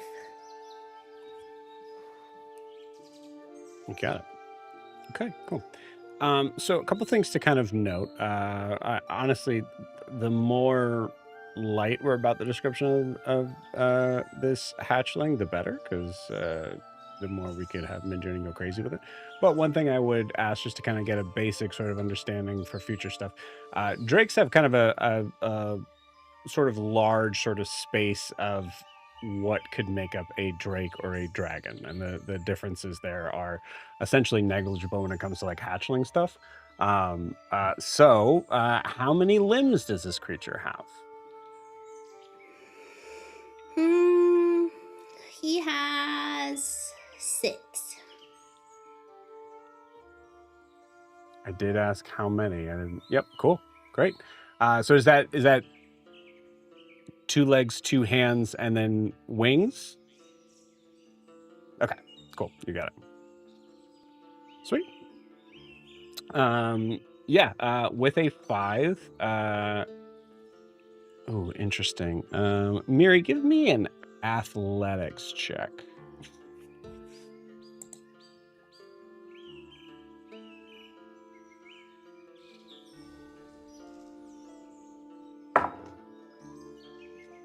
Oh no. I got a nat 1. Cool. Yeah. Bridget, there will be a couple of sort of points of times where you actually see Miri just taking off, holding on to whatever the tether of this creature. This hatchling is getting very strong very quickly, as it just literally carries Miri. It does not look like Miri has control of it, but Miri, does it look like you're having a good time? Uh-huh. Houston is totally following them, making sure that he's there to catch Miri if she falls. You got it. Bridge is just I watching. think Like Houston just fall. also could be like sheepdogging the hatchling as well to make sure that Yeah, it he's in his stays. large form, so yeah. Yeah. Barrel roll! Barrel roll! Does a backflip. You did roll a 5. That's even better. Yeah. Beautiful. Cool. So yeah, Miri, you're having the time of your life. There is, I mean, it's a creature that for sure is pretty fun to have. While you guys are continuing to travel along, there is up ahead.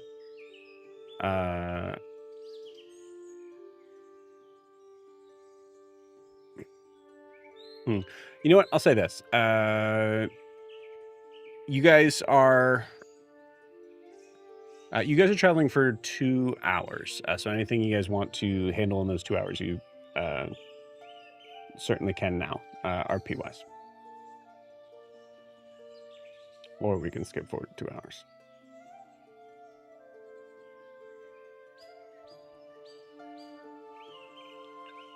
leaving space open and I'm closing it. Cool. 2 hours goes by. So at this point, Io, give me a perception check. Deity. That is a 15. Okay, cool. Tell me where you're at in the caravan after the 2 hour mark. After the 2 hour mark, I think Io got tired and he also doesn't feel like constantly holding his feet over somewhere where in the carriage where he's draining water. So he's sitting on the top of the carriage. And I guess just letting it run off the side as he's just kind of watching our journey tick by as we're watching the trees. Taking in the nature. Okay, you got it. Right. Now, give me a religion check, please. Religion. Okie dokie.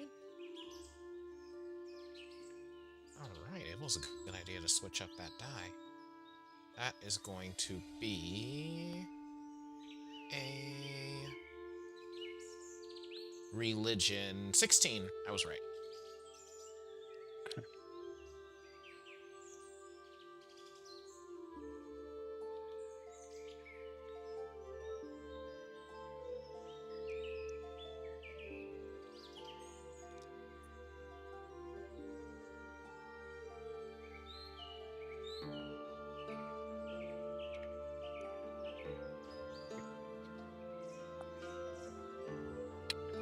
Taking in nature.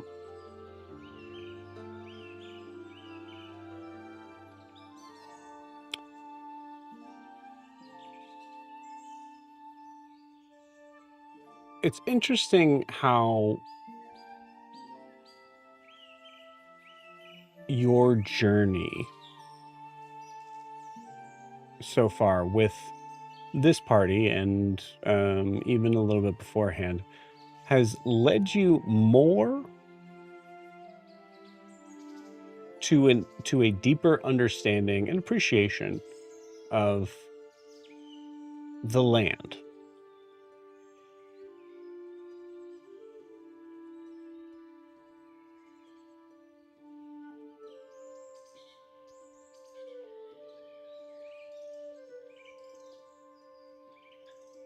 But it's been a long time. Long time since you've... feeling like years since you've been to the ocean, really.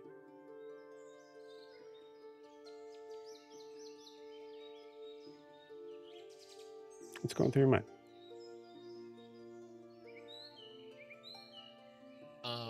I think he was thinking about if that stuff didn't happen with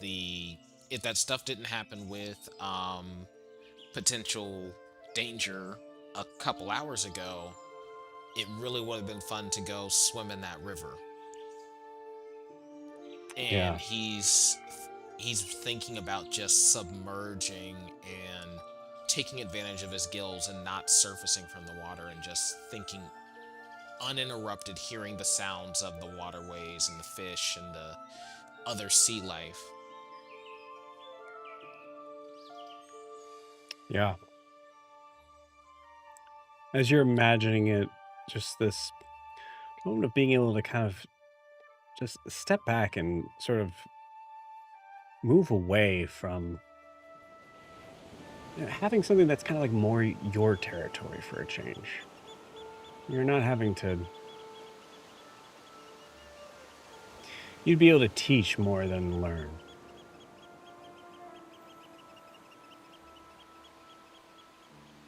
Sand beneath your feet. It's like you can almost hear it.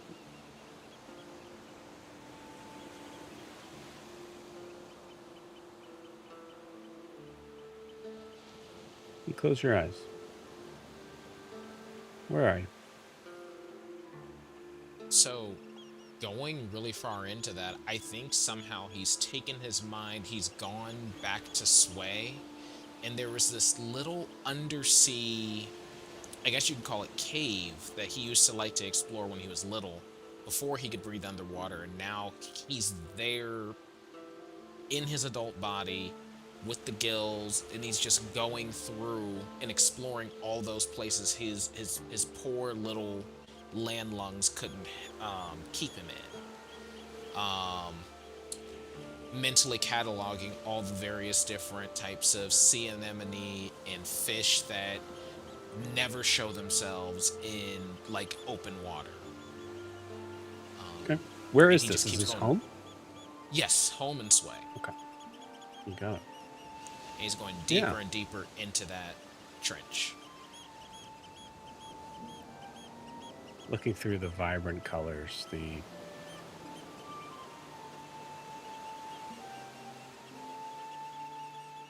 beauty that, if you take the dive in, is immediately rewarded to you. Not something you have to look too hard to find. Unique. Living.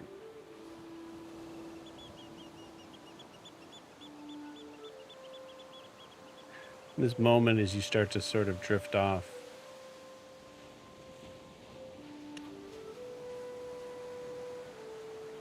this vision, dream, daydream,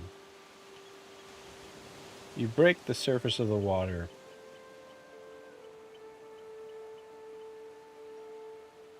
And you notice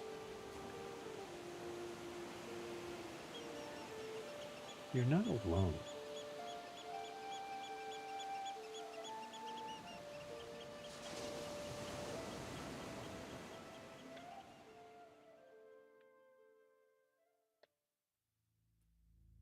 There are other figures,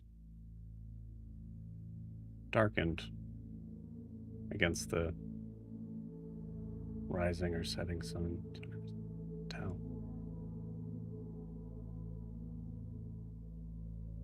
Pointed ears.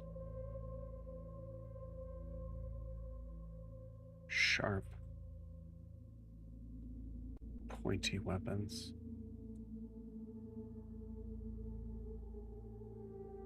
All waiting for you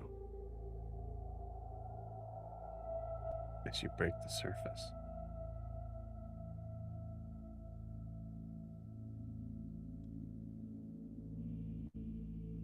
They lean their weapons down towards you.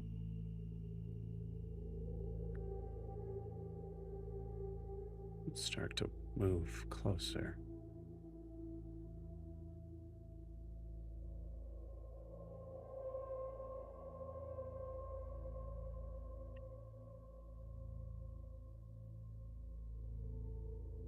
You feel a bump.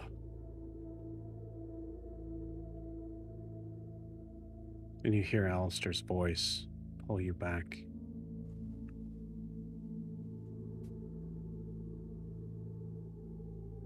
But with that still sort of sinking feeling,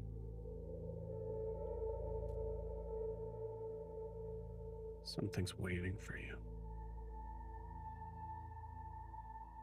Alistair, what do you say? Oh, sorry, help if I messaged you.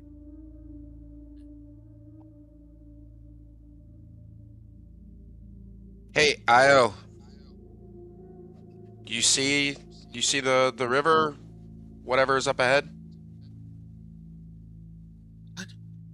The river. I hear running water. Can you see it? Io cranes Gwen. his neck. Does he? Gwen, you see it as you're coming around the bend now.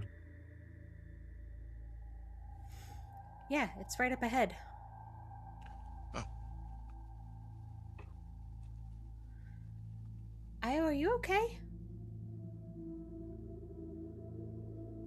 I was daydreaming, and I guess at some point it became a little bit more dream than day.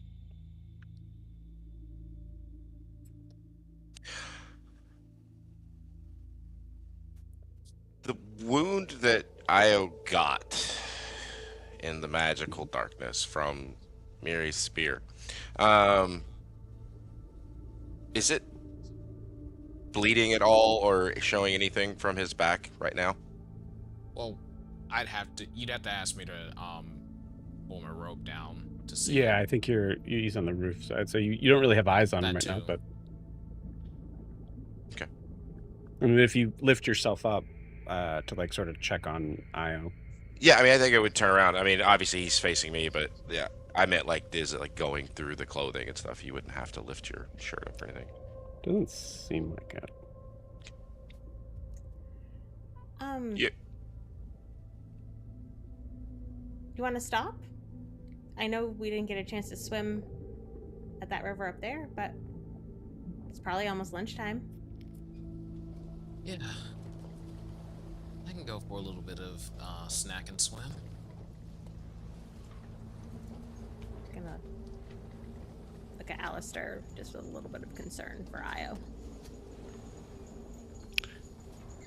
Io, the rest of the wagon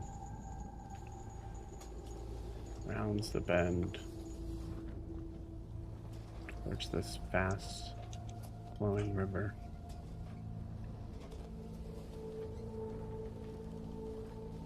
It's just a dream, right?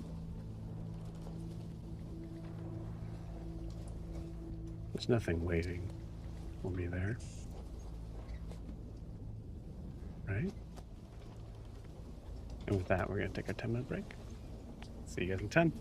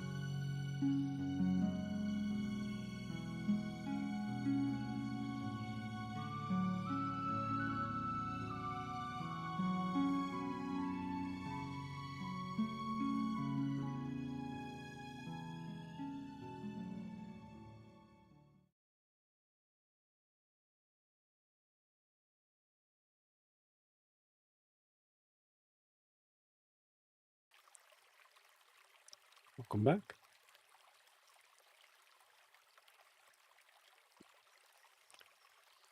A lovely river.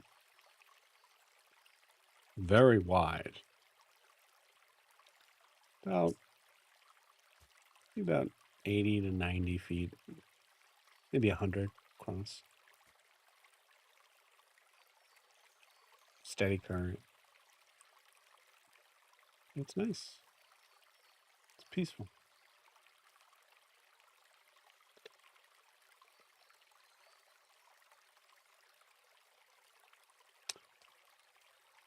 You guys have been traveling a while. It'd be nice to take a break. You all have the scene.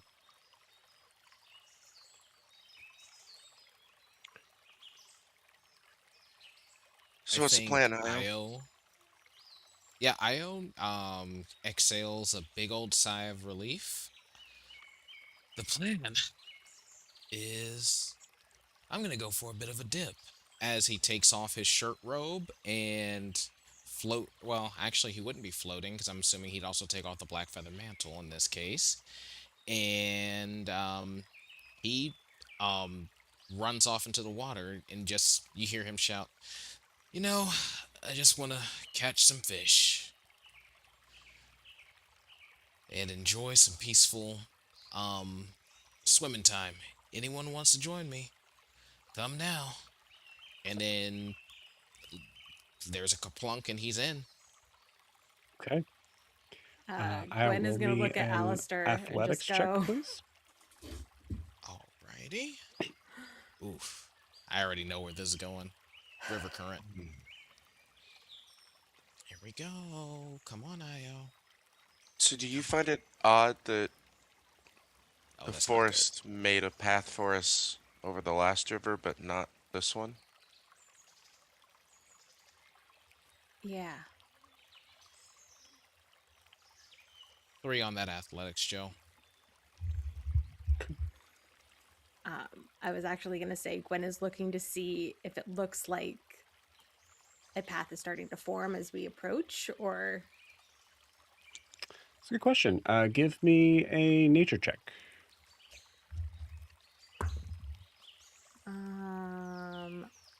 7.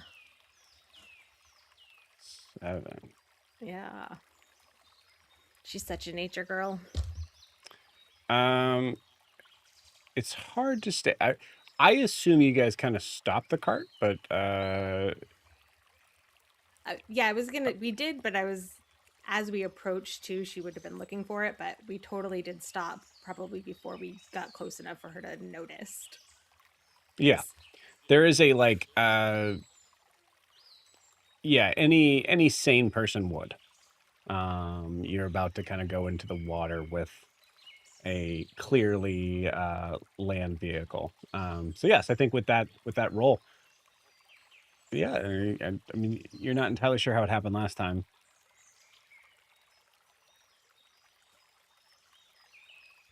Well, I guess we're gonna find out. Be ready for anything. He already ducked under the water. He should. Dan, did Io take his book with him? Does he still have his, like, did he just leave the robe and his clothes? Does he still have like his? I would say the book is usually fastened on the outside, so he would have left it. He would have left it if he would have been able to do so without first making a wisdom check. Now, if he would have made a wisdom check beforehand to decide if he I'll let you stowed choose. the book or not. Yeah, I think he would have left the book actually. Okay. In question, since Io is a keen swimmer, and with Gift of the Sea, it doesn't say anything about advantage on athletics checks with swimming, but would that affect my swimming ability, even in the case of a river current? Possibly.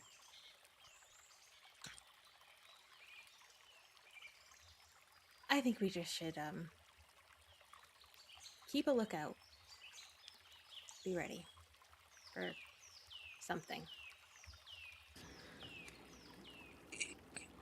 We're just walking over, taking the boots off and putting the feet in the water. What? What? It's just water. Remember what we were talking about yesterday with Io? Or this morning? Whenever that was.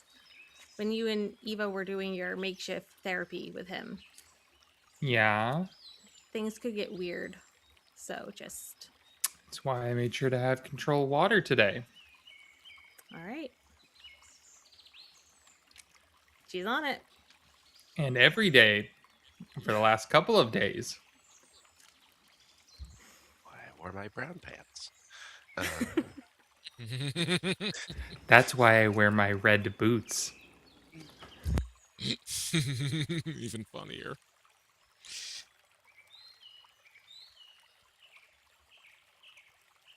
Who's gonna make lunch? He's our chef.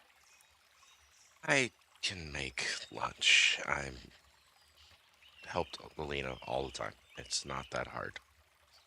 Okay. We got all that sourdough.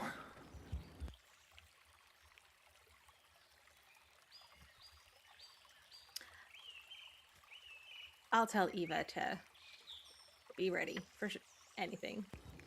Gaudy yellow umbrella above Bridget now. Even Where's to be ready for Mary? lunch. Where is Mary? Just in case. Gwen's looking in the river already. 'Cause... You gotta look to the sky, boys. Just flying by way too fast. She's gonna break her neck. It's so cool. No, why don't you encourage her so much? Do you understand that it is the coolest thing to be able to summon so many different types of familiars? It's impossible. It doesn't happen. She's also killed all of them up to this one. Well, she's learning. At the expense of multiple spirits' lives. Well, it's not their lives. They'll just poof back to, where they came from. Okay, did you meet the boy who just poofed back to where he came from recently? How many times do you think it takes a spirit before they end up like that? Hopefully, more than she's got available. Okay, it's not pleasant. Just saying. I know. Maybe We're not be working so on it. cavalier with people's lives. Alistair.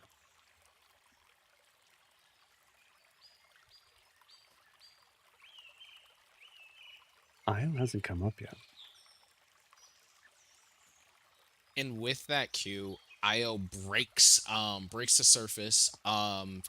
His 3 head eyes lock onto you, and he immediately just says, "More people are on me, man. Trouble." Need everybody to roll initiative. There we go. Oh, luck ran out.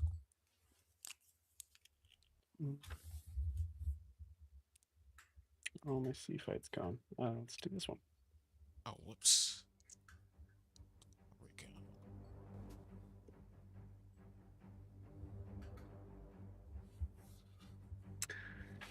All right, here is the scene. Put you guys on the board. You guys tell me where you are in space. That's not Io's picture. Ooh, I can find some funds with these spells.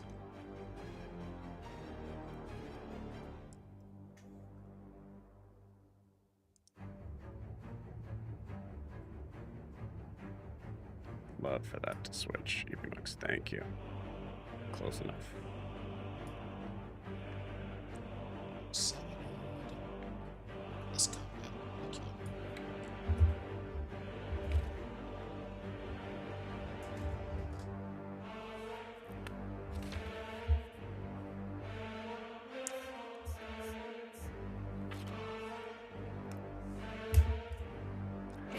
I can see the current in the water. Yeah. That is. Dragon. Oh, I gotta make this bigger so I can see that. That is a sick as hell effect, dude. All right. Okay. So we see Io being able to tread just enough water here to be able to shoot out and make a message to Alistair. I imagine you are on the front of the cart. Yes. Yes.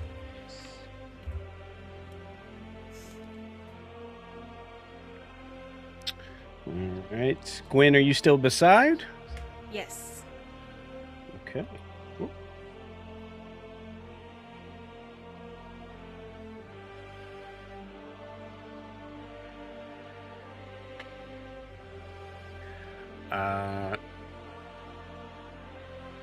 Okay, cool.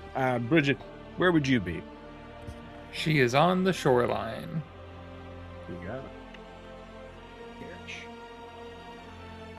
Sure.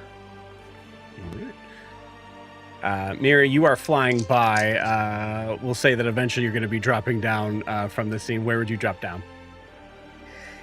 Houston, help me drop down to the top like of the that sounds, caravan. Susan. Okay. You got it.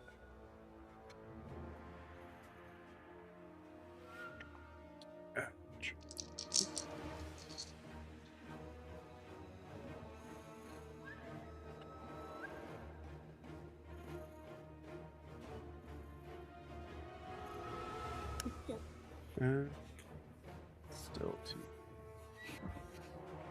I'll just put it closer.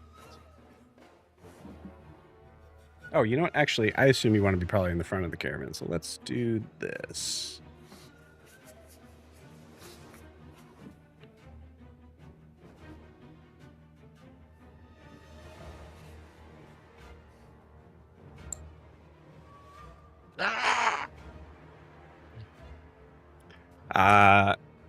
Oh, sorry, probably just on my head. My bad. Okay. Where's Eva? Probably in the cart. You got it. Fair.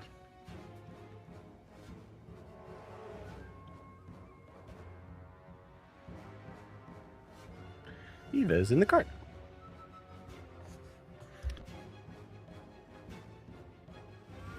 All right. So as we gather initiative, you see at this point, as Io pops up,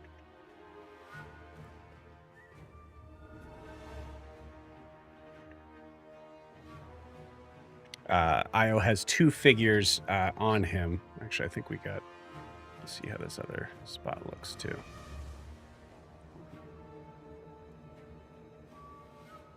I just zoom out a little bit. That'll do it. Yeah. Cool. So yeah, from this side you can see that there are two figures that you see are blue skinned, very sharp ears, and both seem to be carrying some sort of strange kind of curved weaponry, swords that are very oddly sort of shaped. Okay, let's get those initiatives. Alistair. 10. Okay, Gwen. 12.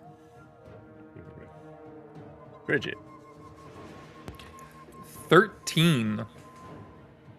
You guys spent them all on the ESEP one, huh? It's Eva's. 26. Jesus. Okay, cool. Io. And as well.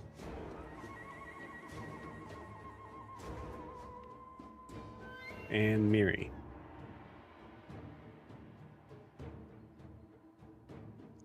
Could not 17. hear you if you said anything, Rachel. 17, cool. Okay.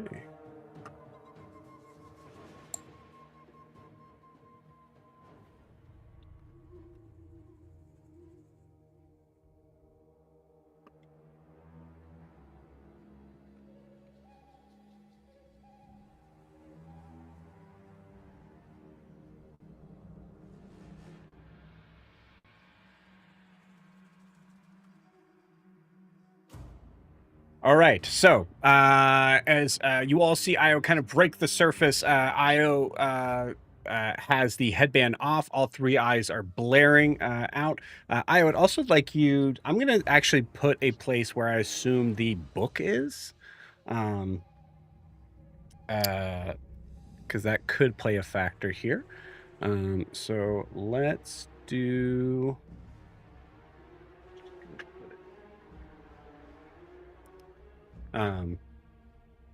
Okay. Cool. So at the top of the round here, Io, you were under for some time here. I'm going to have you roll me a let's do this. Let's call it a yeah, we'll call it a Constitution saving throw. Go again. Okay, Dragon Dice, you are going to become my definitive saving throw dice at this point, because that is a good roll already. That is a Constitution saving throw of 19. Okay, cool. So 19. You took some hits under the water. So there was moments where you had 4 of them on you, and one was holding you down. The others were basically trying to end your life in the water. They also notably seemed to have been working together, which is concerning. So at the top of the round, which is to say really kind of before this round started,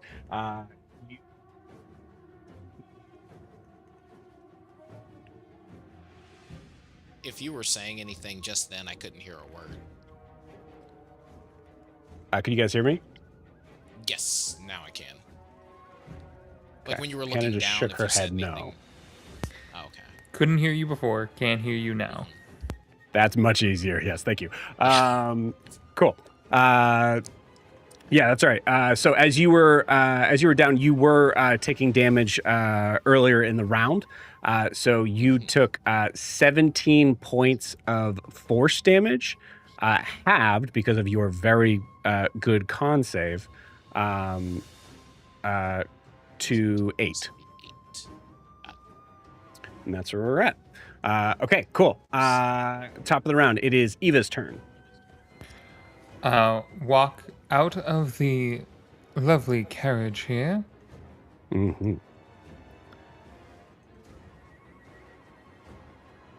Quickly assessing the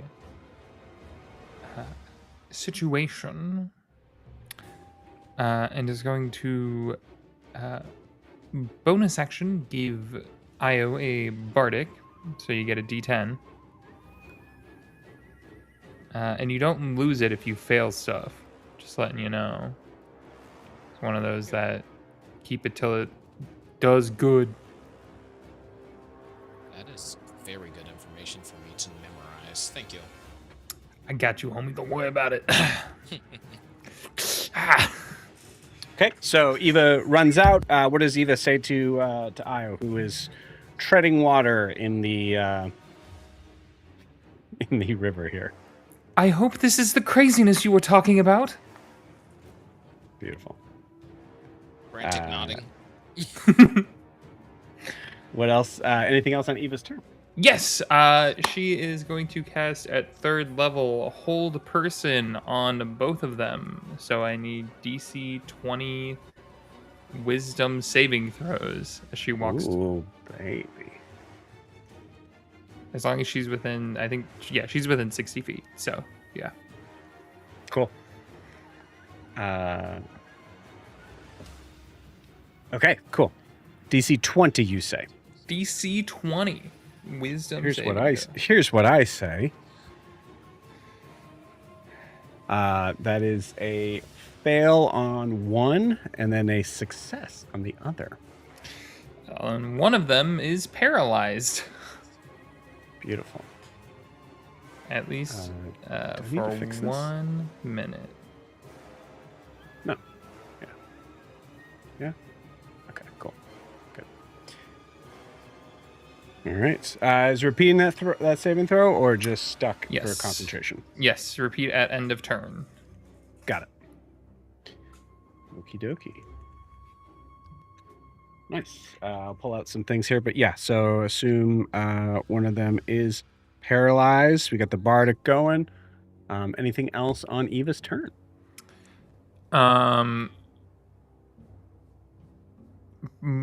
Let's move her back 5 at a diagonal along the cart. Yep. You got it. I want to keep her out of harm's way while also doing the control spells. Alrighty. So, as that happens, we see there's a moment where I think vantage point for those that are paying close attention. Io said that there was 4. You only see 2. And just at that moment, 2 more right next to Bridget. Actually, we'll be a little bit further away from Bridget. And are going to Eldritch Blast.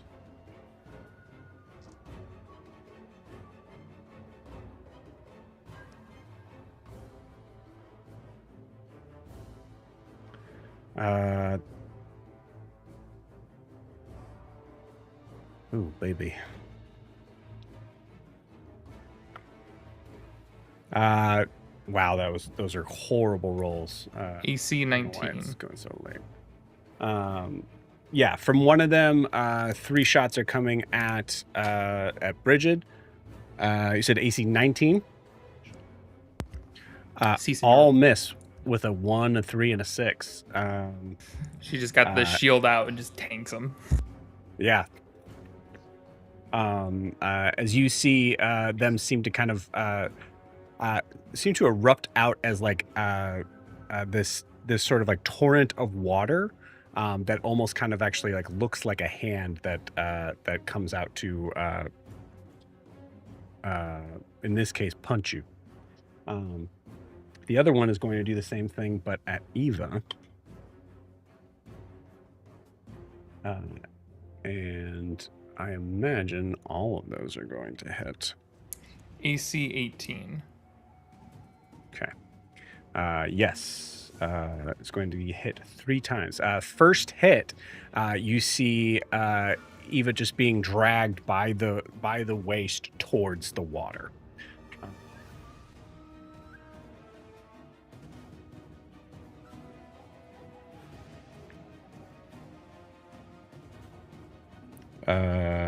That is okay.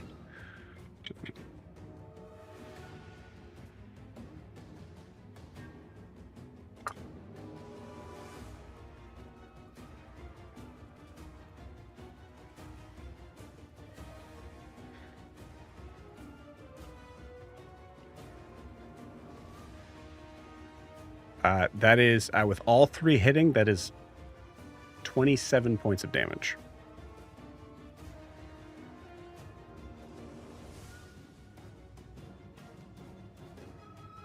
Felt that. As 3 hits come out and just seem to kind of like pull her in and just pummel at her body. That is them. And then we also have the I ones need that are on conchecks. Io. I need con checks for that then. Yes. Hold person's concentration. She has advantage because Warcaster. 13. It's 3 individual instances of damage, right? 3 individual instances. Yep. What was the most? It's going to be easier for you to tell me what you got. 13 for the first. Natural 20 on the second. And then a 9 on the third, which I think will drop it. Yep. Yes, 9 will drop. Okay. So whole person is dropped as it takes that major hit.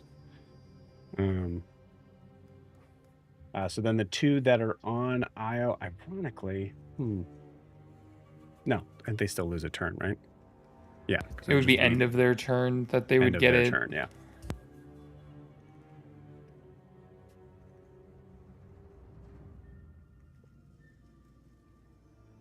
So only one attack at Io.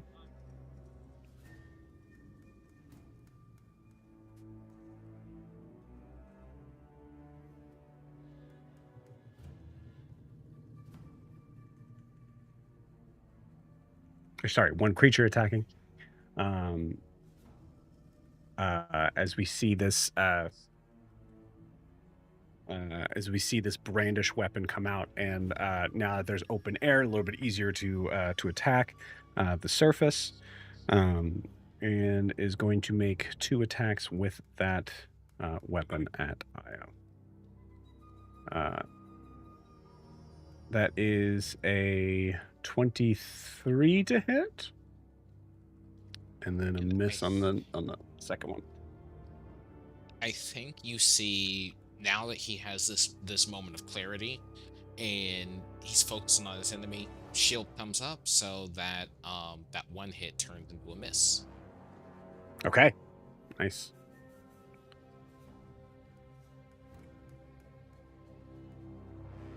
You beat a 23? Wait 1 second. 5 plus 16. No, I would. Never mind. We're undoing that. Yeah. Sorry. Okay. Yeah, that was. I got my math wrong. All right.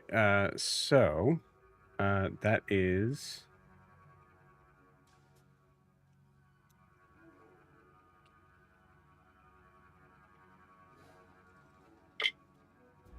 That is 14 points of slashing damage.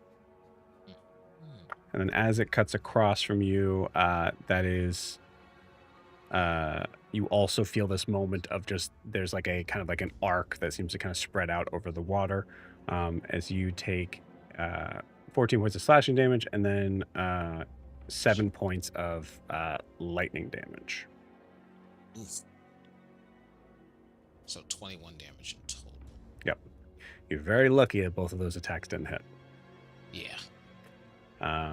Cool. And the second one is paralyzed and until the end of their turn as it dissipates. Let me try and refresh this this dice cam because that's driving me nuts. Okay, and that is the end of their turn. So, Miri, you are up.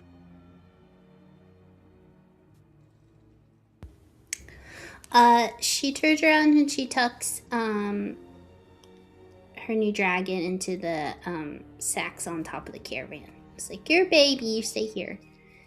And then she turns around, takes out her hammer, and says, "Finally!" And she uses, I don't know how far away she is from the guys that are attacking Eva and. You are, for the ones that are attacking Eva, you are about, let's see.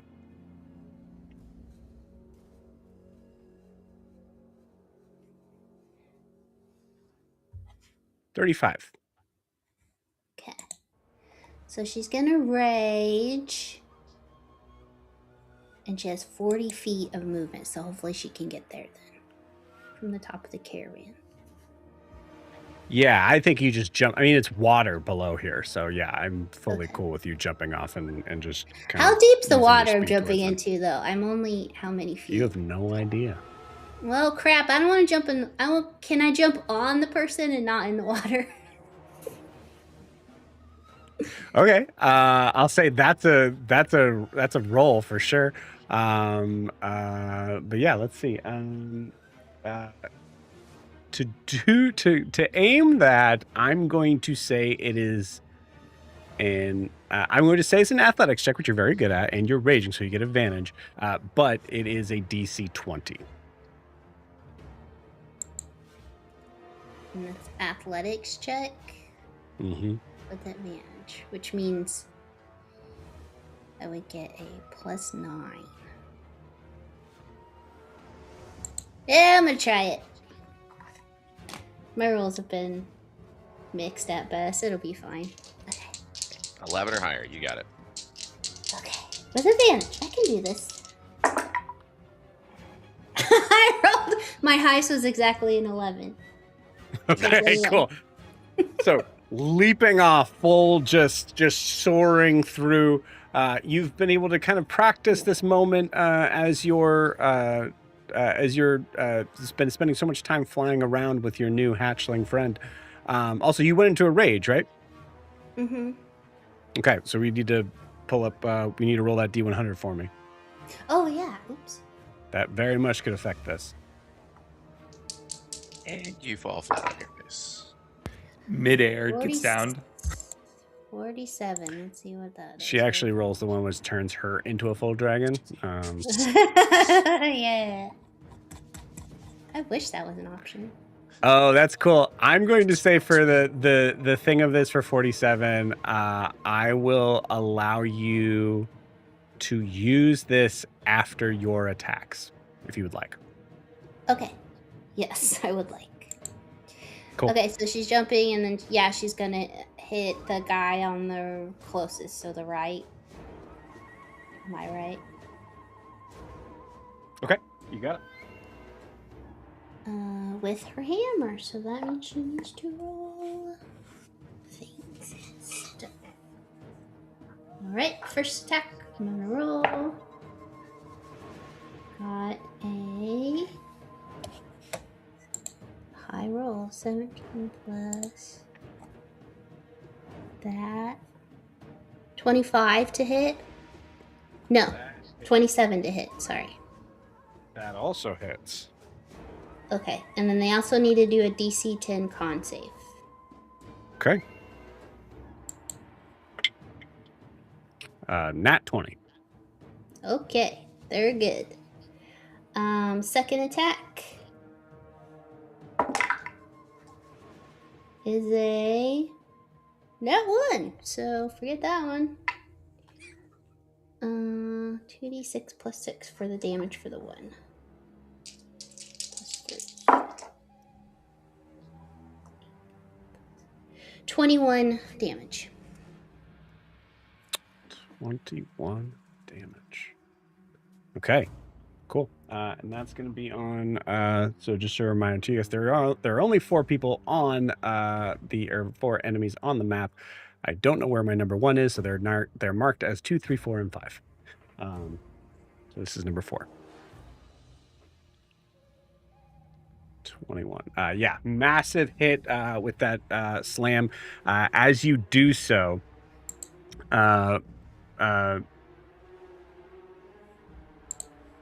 And then she's going to teleport back to shore.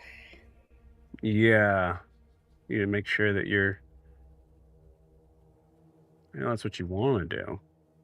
That's I don't want to be in the water.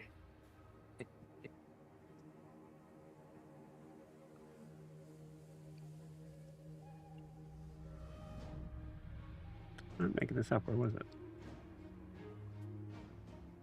Oh, was that just that one? Okay. Yeah. So that's what you want to do. So you do it. Yeah. Your dream step, which is to the shore. I'll say for this round, without taking any attack opportunities here, just because it's super badass and we want to reward the rage. And the Miri turns to Bridge and is like, yeah! Tries to do a high five. Show high five. Hell yeah. You see Eva just like, can you just keep this thing off of me, please? Anything else? Yeah! Tries to high five Eva. No. If we really want Kiki to like just comment right in here and be like, excuse me, Eva with a high five. Okay. That ends Miri's turn. Alistair, roll me a D20, please. 12. Okay. Thank you for that. Bridget, it is your turn. Yippee! We're gonna do bonus action. Symbiotic entity and gain 48 temporary HP and have her Jesus. spores going around. And then for my action, I'm gonna cast Control Water. Okay.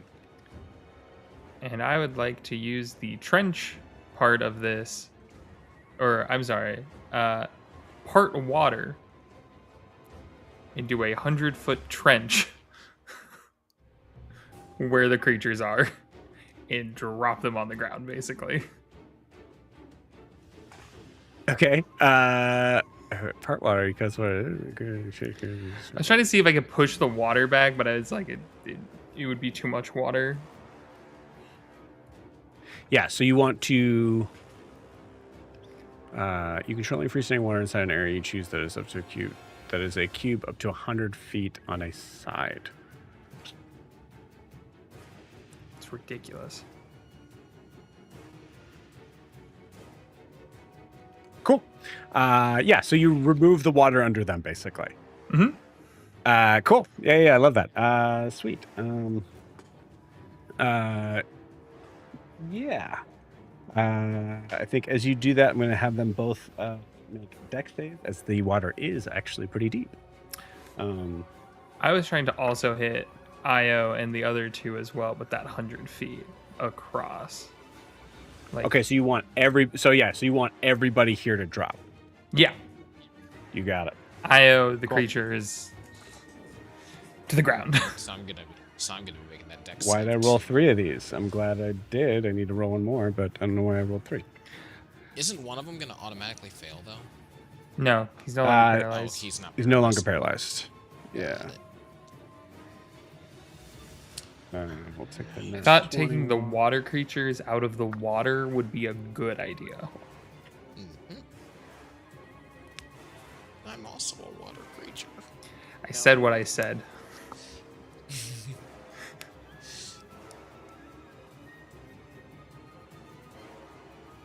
Ooh.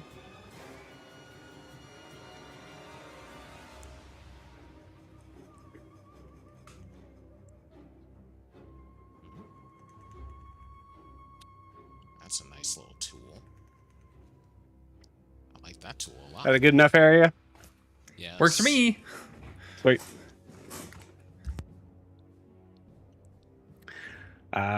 Okay, cool. The water is pushed back that amount. So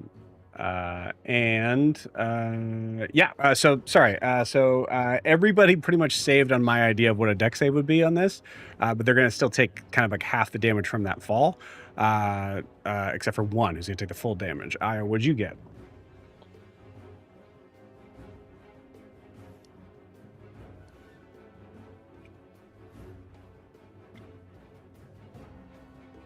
If you rolled, can't hear you. Would you get on your dex save? 12. Okay, cool. Don't forget you have a bardic. Oh yeah, let's add that bardic because I want to pass this one. I'm sorry. Okay, with the bardic, that goes from a 12 to a 16. DC was 15. Awesome. So, nice work. So you, words 8, 9. Is that 9? Something else? Yeah. Okay. Cool. So you take 9 points of damage, halved to 4 for you for making the save, and all 4 of them take at least 4. Number 2 takes 9. Nice. I love it. And she will position herself in front of Eva at least. Okay. And that's her turn. Changing the map. I love it. Very cool. High level druid, baby. You say water. I say no. Based on what you rolled, is that was a 30-foot drop? 20 feet. I added more for player. That's fine. Yeah. Cool. 20 foot. Thank you. Cool. That's me. Nice. Nice. Cool. Gwen, you're up. Flip to. Okay. Also, Gwen, I will say this, Jess. We never really kind of clarified the specifics of this, but I do think this spell would work the way that we did talk about it, and I do have it ready somewhere. Just letting you know. Well, you read my mind, Joe, because that is the spell I'm going to cast. So Gwen's gonna just stand up a little bit on the seat. Her quill comes out, and from the quill, the small little shimmering storybook appears. And so how far away are they now? 20 feet down? From you, they are 20 feet down, yeah. Yeah. Steady slope. It's not a... Within it would be 60 a- feet, though? Still? Yes, absolutely. Okay. I didn't want to have to move, so. Alrighty. Let's see, which one do we want to do?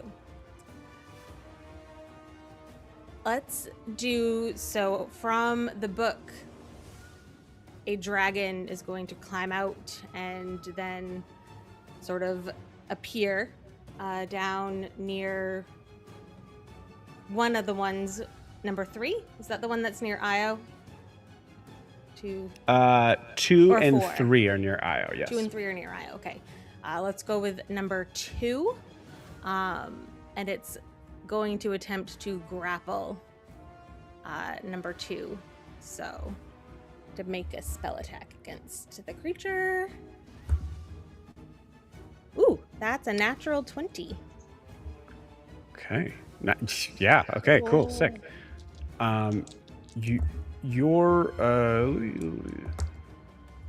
who did we change for this? We changed the one that kind of gives the bonus to the AC and the saving throw. So not the dragon one. We changed the unicorn. Okay, so we changed the unicorn. Yeah. We changed the Got it. unicorn. Cool. Yeah. But the dragon stays? The dragon stays. Because it is going to grapple this creature. And also take some damage. So let me roll the damage. 2d6 bludgeoning. So that's 8. So it takes 14 points of bludgeoning and is also grappled. With the crit?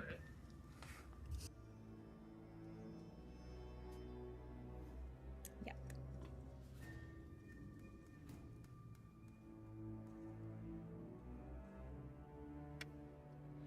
The crit, if it's a crit on an attack, be max damage plus the roll.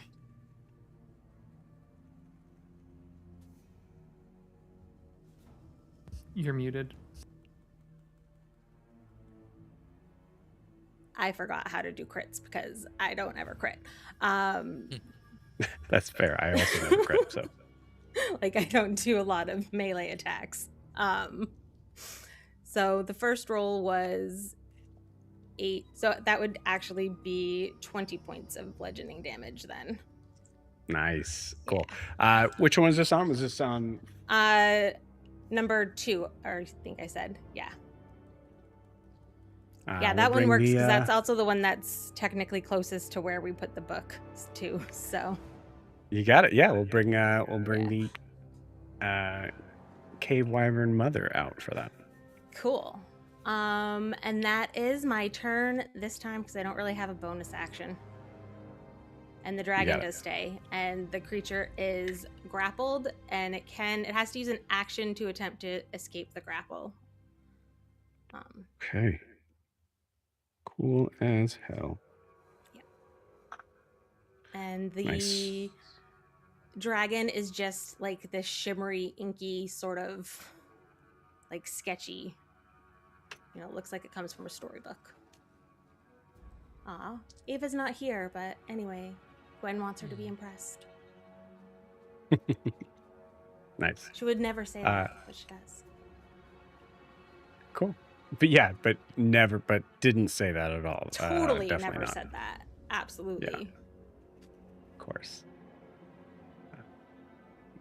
Two of the same one here. That's interesting. Why did I do that? Okay, cool. That was Gwen's turn. Alistair and I have you guys paired up, both at 10. I think I will probably have a higher dex, but you guys call. Isles at 16, but do you have anything planned that you wanted to go first, Clinton? Or Yeah, I wanted to watch you go first. okay, cool. Yeah, so Io is pissed that his peace in the sea, or peace in the river, was ruined by these creatures. So you see the X-shaped scar on his chest that has these little things that look like sharp teeth open up as like a chest maw comes out. And what he's going to do, he's going to cast Arms of Hadar at, let's do 3rd level. As you see these black and magenta tentacles just rip out of his chest and start to batter the hell out of these things. You got it. 1 second. And that is going to be... It's a strength save DC 18. Okay. So the total... You doing those on the 2 creatures that are on you? Yep, 2 creatures that are on me. Okay. So 10. I batter all creatures within 10 feet of me. Each creature that strength saving throw on a failed save, they're going to take 11 points of bludgeoning damage, or no, 11 points of necrotic damage, and they can't take it reactions until their next turn. Oh, that might be useful. Okay, cool. Sorry, give me that DC one more time. 18 strength.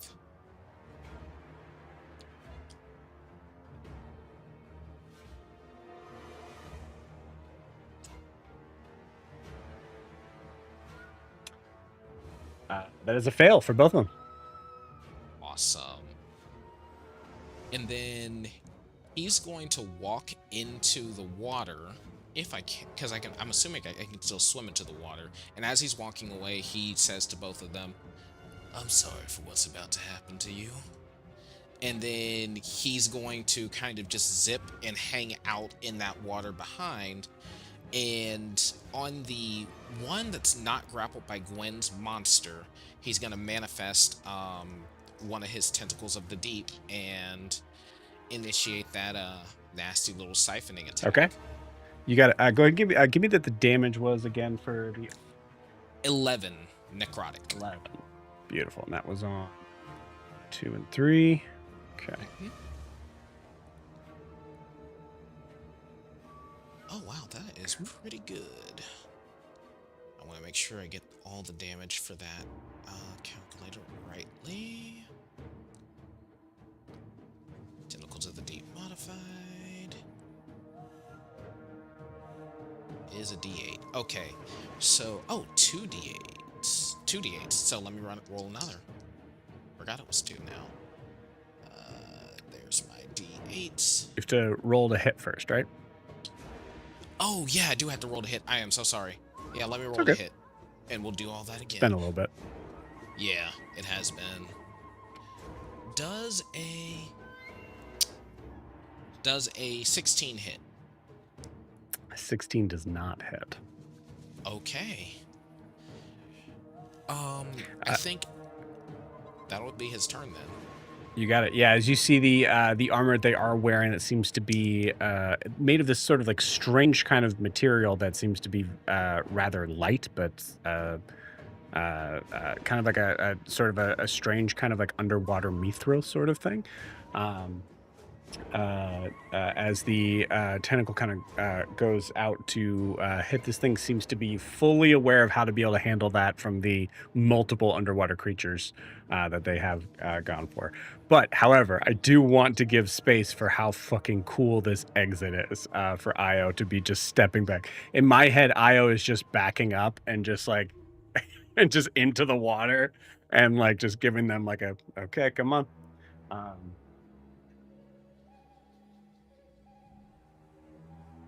15 gets you in the water. Actually, since I'm in the water, how high is the How high is the water now? Is it like the Red Sea parted, like higher elevation compared to the I ground? will say, for the sake of simplicity here, I'd say no, especially after Okay. thinking the idea like maybe like 3 seconds would be enough for it to kind of like start to settle back in. Okay, gotcha. Okay, because I was about to say if it was high, I would have shot up as well. But all right, then I'm Yeah. sitting pretty in the water. I mean, you can float, right? I mean, sorry, you can fly too, right? Well, I'm not wearing the mantle now since I took it off to go swimming. That's right. Mhm. Points for honesty. I love it. Mhm. Okay, cool. Alistair, you are up next. Awesome. Quick mechanical question. Sure. The control water, that's a concentration spell, right? Do you have? Oh, great. Thank you. All right. Alistair's gonna stand and slowly. Can I just walk down the tongue of the caravan there? Hell yeah, that's cool as hell. Yeah. I just want to walk down that, and as I do get near the end, I'll hold the cane up, and you will see some of the like threads of magic that Alistair always see just kind of around the tip of that cane, and specifically 2 will light up in a white light and head towards the 2 creatures that were surrounding Io. And I want to twin spell Toll the Dead. Hell yeah. So they're each going to need to give me a Wisdom 19. Okay. And they've both lost. They've both been hit at this point, correct? Yes, they have. These are Awesome. These are 2 and 3, the ones that were on Io, yes. right? Yep.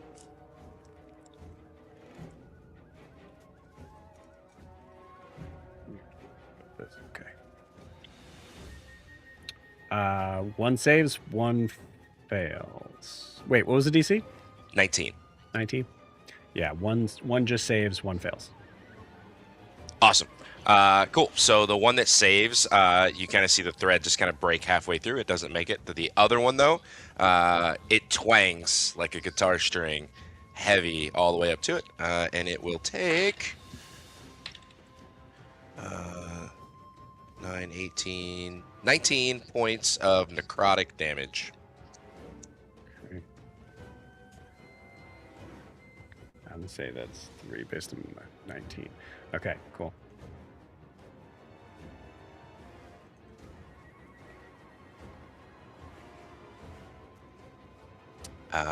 Yeah, and then I will look back over at Bridget. He's good. Drop it. And that'll be my turn. Interesting. Okay, cool. While you have time to think about that, Bridget, it is back to the top of the order. It is Eva's turn. Sick. Could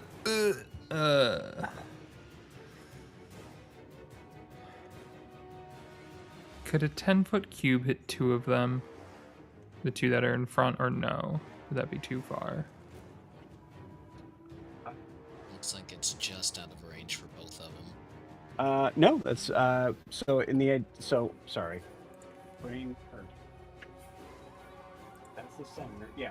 As long as it covers over half, which should be 5 and then 2.5 and 2.5. Yeah. So yeah, that would cover. Yeah. No, you can hit both of them.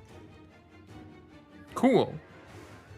That should not have been as hard of math as I made it. Cool. 4th level shatter on both of them. Okay. Nice. Are you planning on dropping the spell when we get to Brigid? That's a good question. Ooh, well, really well. It was con 20. Okay. They take half They otherwise. both saved. That's okay. They'll take half then. How weird is it that how slow motion that other camera is? Right? It's so weird. It's I don't know weird. what's going on. Wow, that was mediocre. That was. Watch They're gone. 17 halved to what, 8 then? Yeah. Okay. Cool. That sounds See, there's a part of me that wants to drop it, and there's a part of me that wants to mess with the water more because there are some options like flooding that could be really fun. Yeah. That's more what I'm looking at because I can use an action on each of my turns to change what the water does. There's a version of me as a DM being really not a fan of this spell and the idea of the setting of this, and thankfully I don't have to worry about that now. So yeah, go to town, go crazy. Yeah, but I'm gonna think about it a little bit more about what I want to do with it because I'm also in that section of the ground where the water would come back at. Yeah, so this is interesting now. So it's these bad guys' turn. First off, Io.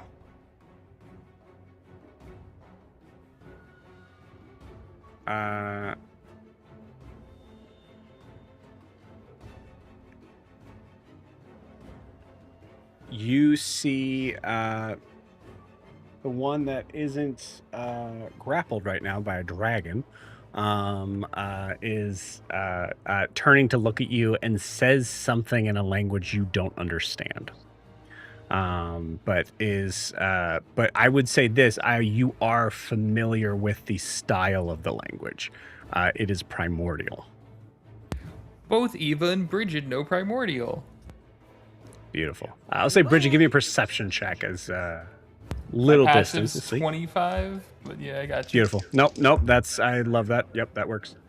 Bridget, you hear. You first. Then we decide.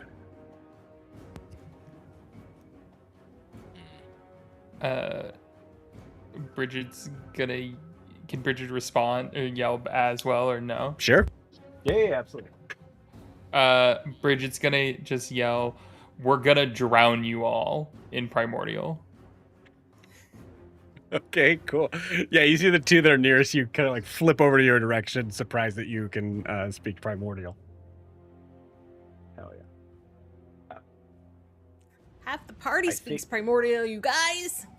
Yeah. So I think as that's happening in response, these two are going to kind of continue their onslaught on you. But I'm going to say because of that response from Bridget, there was going to be 4 guys who are just going to basically just team up on Io now. And now the other 2 are like, wait, this one might be a problem as well. So they're going to go after Bridget. So first one that is grappled is going to Eldritch Blast.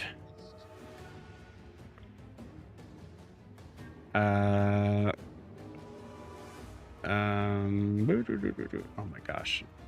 Brain is not catching up today. Hold on. Yeah, cool. 17 to hit on the lowest, which I think doesn't. Oh, wait, no, would hit. So yeah, now the whole speech with the shield goes up. You got it. So that misses. The next one will be 22 to hit, which just hits past the shield. And then the last one is 26 to hit. So definitely hits. Got it. Ah.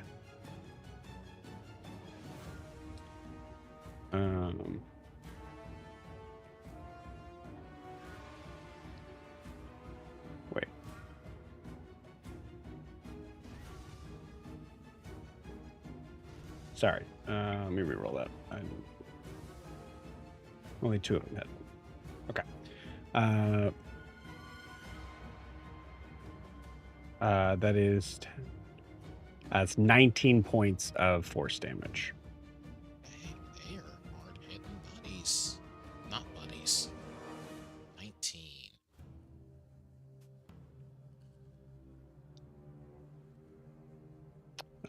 And then the other one is going to attack with their sword at you. First attack is a... this one's a little bit lower. Let me see. Yeah. Yeah. First one... Damn it. First one just manages to miss, excuse me, with your shield for... oh, no, sorry. 12, 9, it's 21, Yes, which is your AC. Yep. So yeah, that is going to hit. Okay, so first one hits. I'm going to roll for the second. The second hits, bad thing happens.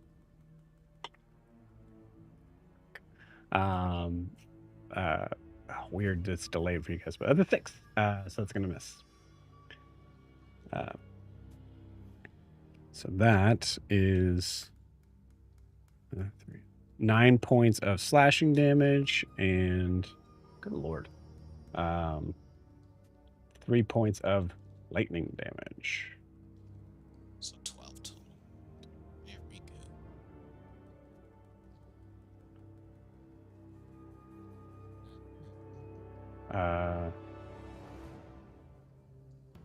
Oh.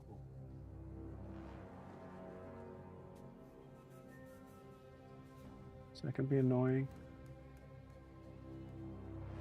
Yeah, probably. That's all right. That's what I was going to do. You see this one that is facing you. This creature just says in common. You can tell it's kind of like a broken common. It's definitely not their first language. But says, "Why don't we fight? Just you and I first." And their bonus action to push themselves away from you without taking opportunity attacks to move further into the water. Basically trying to bait you like, okay, let's go. Which eventually you guys will notice the other 3 are not fans of.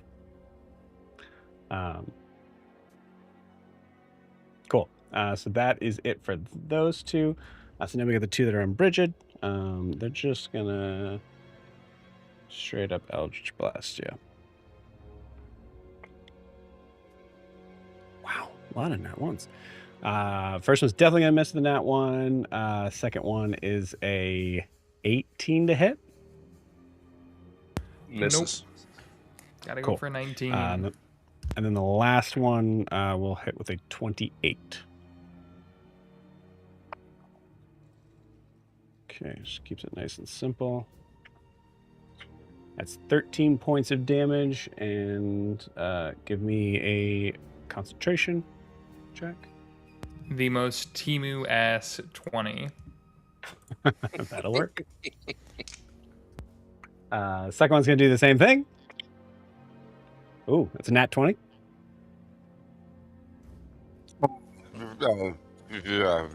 Take 5 or 6 off of that. That's now 14.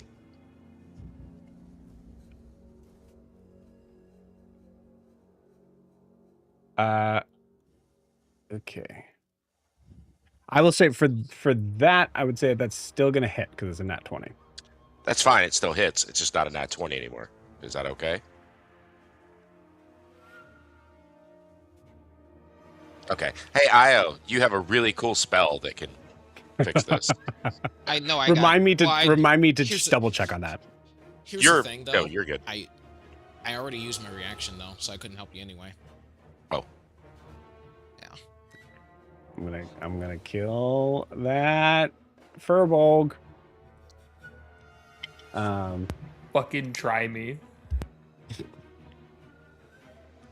Okay. Thankfully, it is on only one. Oh, crap. What were the other rolls? God damn it.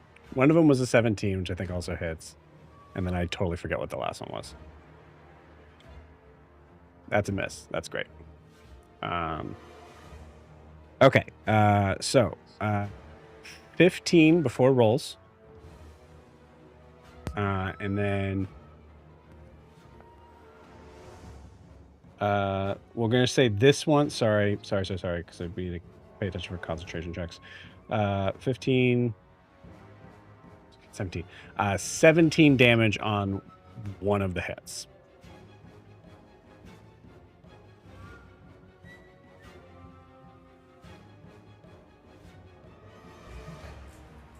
There goes the concentration.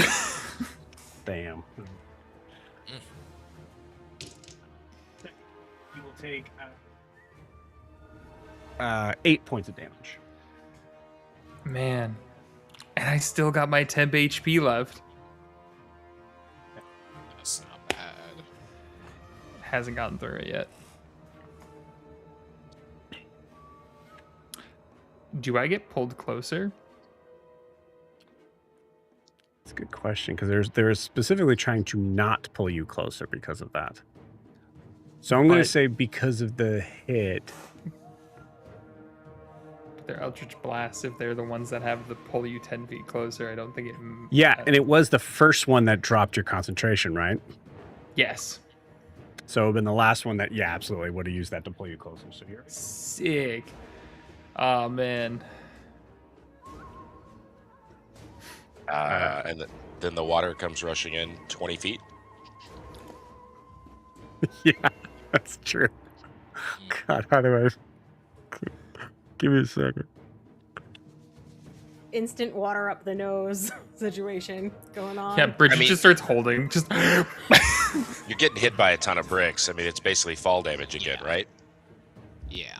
Yeah, I like that. In reverse. Yeah. Yeah. Falling in reverse. Do they get That's easy. disadvantage because they weren't expecting it?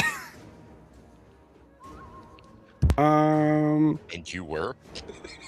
I would say they would. I like that argument. I would say also advantage because they're used to the amount of pressure with water being who they are. So we'll call it a straight roll.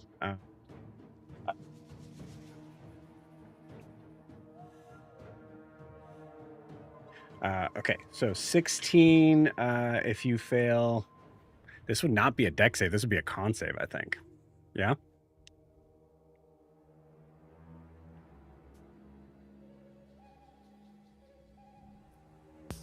That's like a 9? Aye. Gross. Give me that 16 damage then, baby. You there got goes the temp HP for now. One saved, one failed. One that was grapple got hit as well. Does the dragon doesn't have a stat block, right? No, it's the actual book that's hovering near Gwen that has, that. Sweet. Yeah. Cool. Both fails there. Yeah, it's a very good point, Clinton. That ultimately did not work in my favor at all. Nah. See, we got working backwards. We got boom, boom.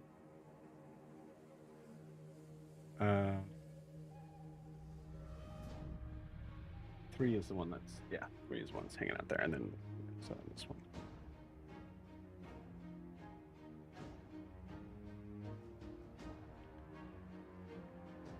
Okay, cool. Alrighty. And that is the end of the bad guy's turn. Miri, it is your turn. Fortunately, the water is back. But you can teleport. Still with my thing? Mhm. That last Yeah, as long one as you're we did? raging. Okay. Then she's gonna hopefully is the guy on the right that's in front of her the same guy that she had hit before. Yes. So she's gonna pull the same move of trying to jump on him to hit him and then teleport back. So Yeah. do I need to do This time, uh, I just so you know, this time I would give an opportunity attack to him. okay. Yeah. That's fair. Do I need to make an athletics check again? This Like is last time to jump? Yeah, it's gonna be a little bit easier though. This is a 10 feet jump. Yeah. Yeah. And I get so 10 feet. advantage again. Yes. So you have advantage just because you're raging. Raging. For your strength saves. And that is sorry for your strength checks. So we'll say that's pretty easy. That'd be like a 15. To be able to land. Okay, good, Alright. because I got a wait, hold on. It's just athletics check, Yes. right? 6 or higher. Damn it. So I rolled a 6 plus a 9. What's that? 15. 15? Yeah. 15 just makes it. You just once again, just both times, just get there. Okay. And she's gonna attack. Does a 16 hit? Oh, another stupid. 16 does not hit. Okay, second attack. Rolling another fucking 6. Okay, that dice is done. And then she's gonna teleport back and hopefully not get attacked. Hit by an Okay. That is a 26 to hit. That does hit, thanks. You got it. That turns out.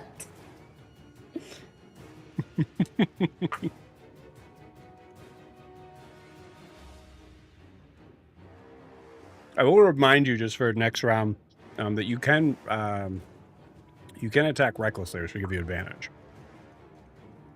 Yeah. Thanks for the reminder. So that's 16 plus. That's 21. Oh wait. Sorry. We'll say this side is the. No, this side was the one. Yeah. So that is 7. That is 12 points of slashing damage halved to 6. Okay. And then 9 points of lightning damage, which is not halved. So 9 plus 6 we just established is 15. Okay. You got it. Okay. Alistair, roll me that d20 again.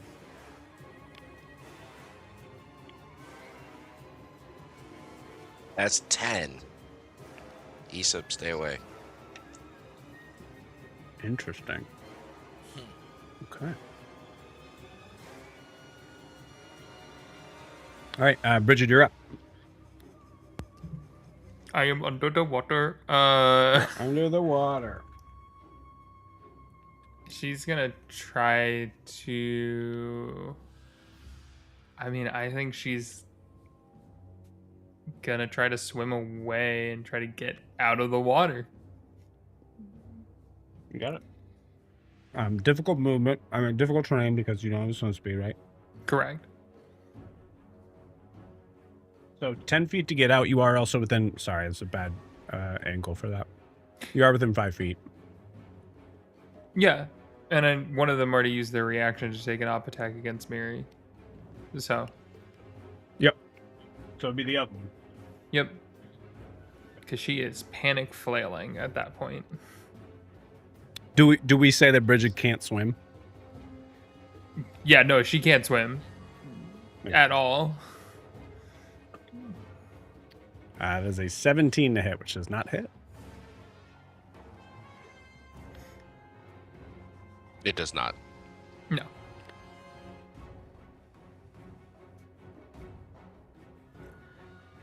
She gets on the shore and is just like,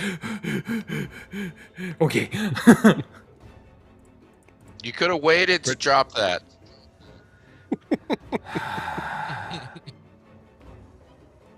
You could have waited to drop that. Whatever. and then is gonna turn around, look at the one that swung at her, is gonna grab a mushroom off the staff that's like this black one that's like dripping, and is gonna crush it and release a cloud of spores as she casts Blight on him. Hell yeah. And, One of the coolest named spells in D&D. and this is going to be at 5th level. I am upcasting this, so I need a con 18. Also, I would like it to be known. I do have a question. Is this potentially any plant creature or anything like that? This is not think a so. plant creature at all. No. I do also love that it says it drains moisture and vitality from it specifically, which is kind of funny, but yeah, there's definitely a specific sort of thing to this creature that would be horrible to drain moisture from it. That's for sure. Con save, right? yes. Got it. Rocking the con saves.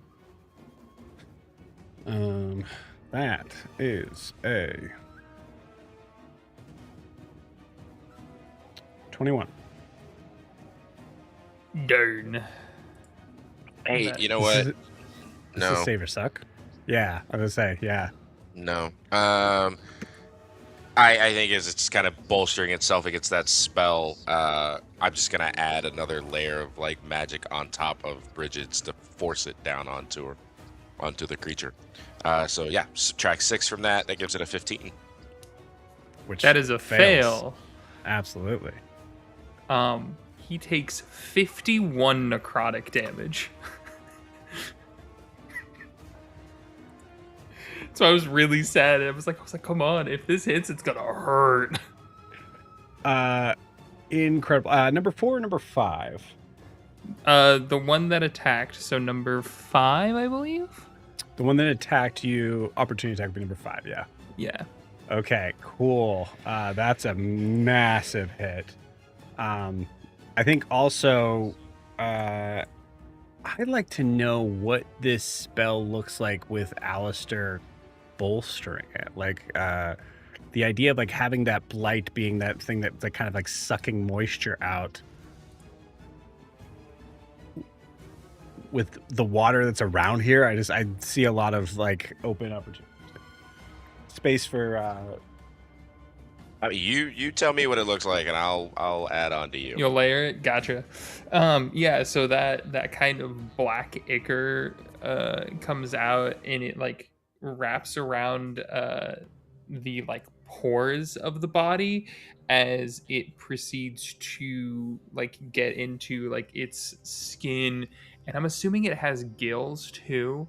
And it like infiltrates for a second, and then proceeds to just shred and ooze black from its like from under its flesh, as if like it was filled with like squid ink and then ripped through its own flesh. Man, I think as it starts to kind of reject that ichor, that blackness that's spreading around it, in a cruel twist of fate, some of the water that it is standing in starts from the legs and surrounds the whole body. And at first, it seems like it's there to protect it, and it just locks in like a thin layer of sheet of ice to not allow it to push that ichor out anymore. beautiful, like just like this like kind of a cube that's just causing this nasty thick liquid of oil just to be stuck in that space. Hell yeah. Looks really hurt. Looks really hurt. Bonus action. Yeah. I'm gonna re-up my symbiote and regain the 48 temp HP. You can. And we'll look at the one next to the one that I blighted, and we'll in Primordial just go, you will all return to dust one day. Maybe it will be today.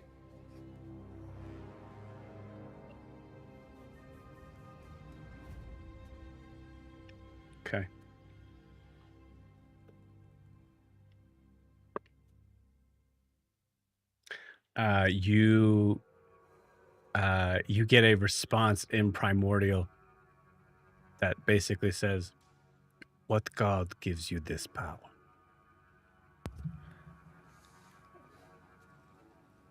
The nature that you are trying to swim in does. No god can beseech even that. Hell yeah. Cool. And with that, Gwen, top that. No, Gwen, you're up. Sure, bet. Seeing Bridget and understanding Primordial, the first thing Gwen will do as she uses the dragon to crush the one she has in Primordial, she's going to say, "I recognize no god to give me this power." And it'll take 10 points of crushing damage. Now, what kind of damage is that? No save? Not for the bonus action with the dragon. Hell yeah. Oh, plus the modifier. So that's actually going to be 14 points of bludgeoning damage. And then action, I'm going to cast the other new spell that she hasn't used yet. So you guys have seen her do magic missile before, but these that she conjures look like her quill, and they spin faster and they're a little bit bigger. And she's going to send 6 of them crashing right into the one that she has grappled. And they make little tiny mini explosions as they hit it with force. So that's 6.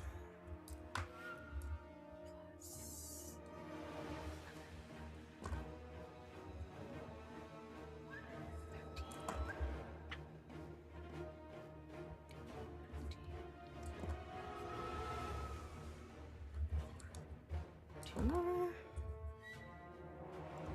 427. 31. 37 points of force damage. God damn. That's the one that already took the bonus action damage? Yes. Yeah. Okay. As she just blasts it in the face with her not godly power.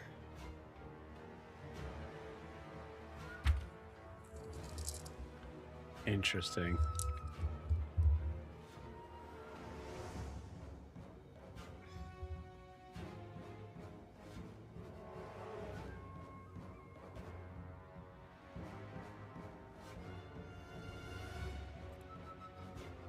Okay.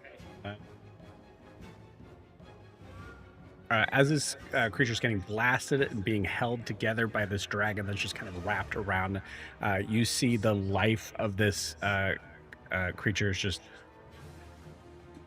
falling from his face as he just shouts out, facing out to sea.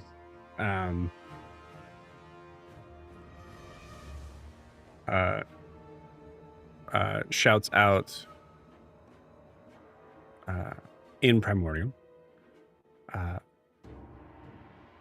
Korith, it'll be up to you. And you see it. You see him just starting to fade. He's really fucked up.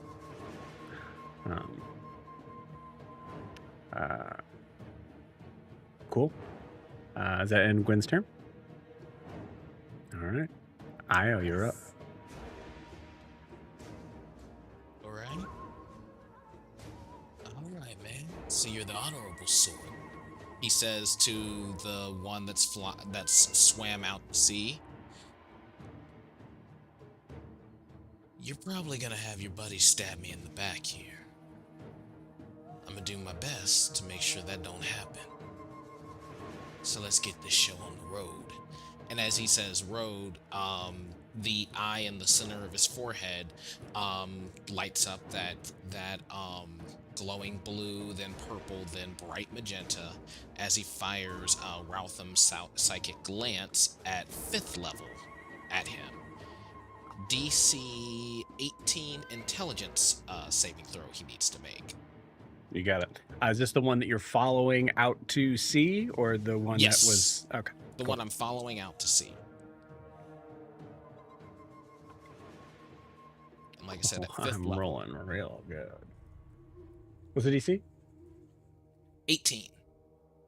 18.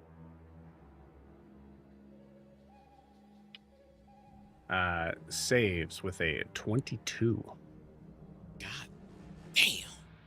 That sucks. All right. I think with him seeing that spell's not taking hold, well, here, let me give you the damage here so that way you can half it as well. All right, he's going to take... As you're doing that, yeah, go ahead and roll those dice. But you hear in response to that, as that shot is being sent out, you see like a head kind of cocked, like as it's kind of like having to crack his neck against the feeling of that spell. It's, you don't get it. We almost fall. I have no friend here.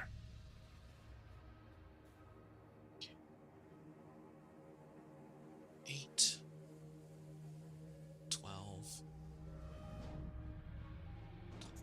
18, 21, and that would have been 26 damage, half to 13. Psychic damage. Okay, you got it. And all right, buddy.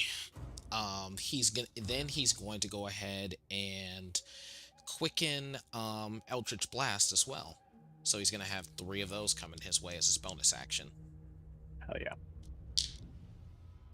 And these are going to be... Oh, thank God, those are both D20s. Alright, here we go.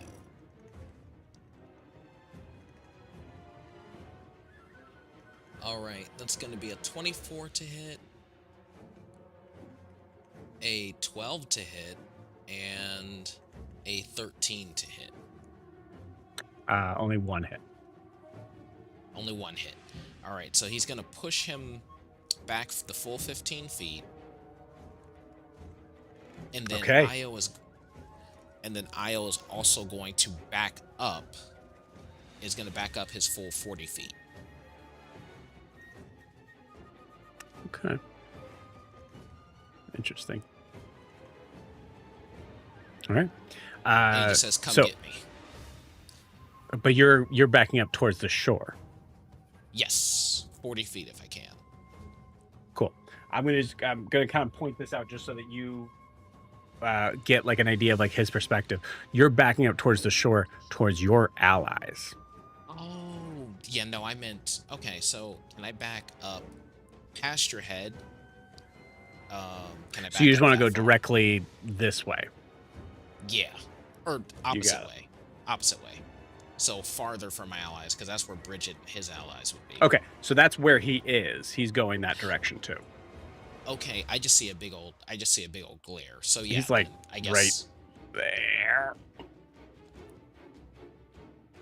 I'm trying to move 40 feet away from him, so he has to close the distance to get close to me. Okay, so this is where he is. Mm-hmm. This is where you are. Right. Out to sea is this way. Okay, I would have thought it would have been the opposite way. Yeah, you guys are crossing over. It's looking south, but it's really just how the map is. Okay.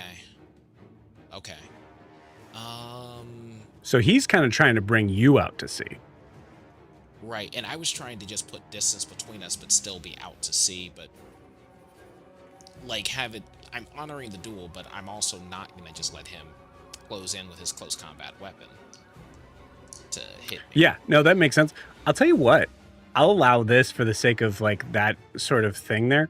And the idea of like kind of putting this as a dual sort of thing, I'll allow you to hold your movement till he moves.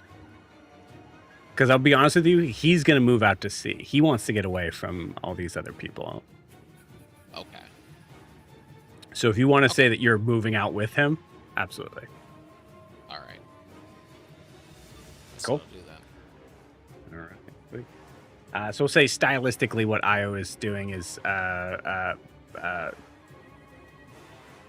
we could say sort of like chart.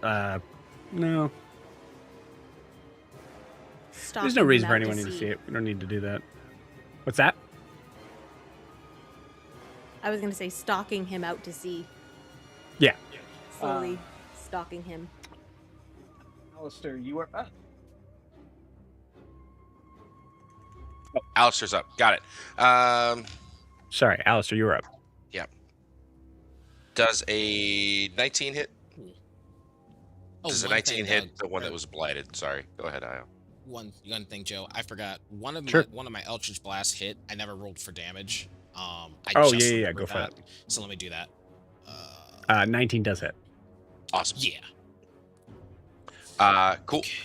So you just kind of see Alistair still standing on the tongue of the wagon, kind of turn with one hand, and as he does, all of that ice shell that he put over that one that is blighted kind of comes out and then reforms into a several large daggers that then slice right back into them as third level ice dagger.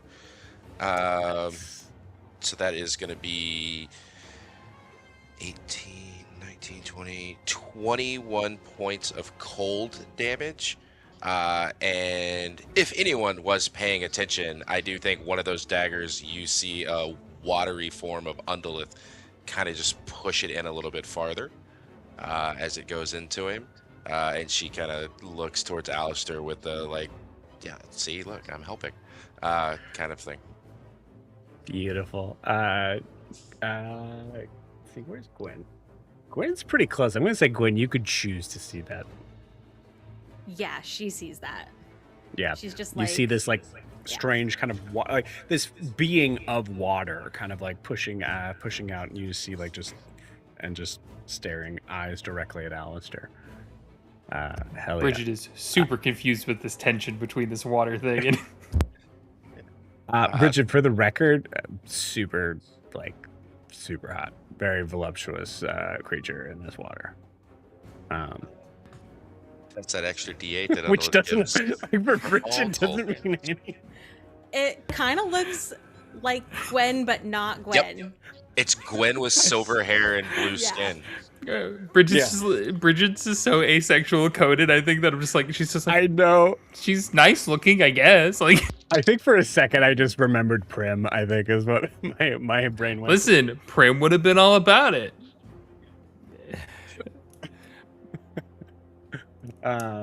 Incredible. Okay, still up, but looking real rough. Okay.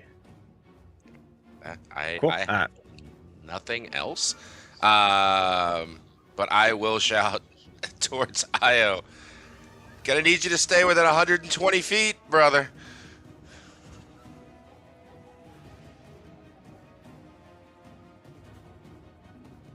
Okay. That's my turn.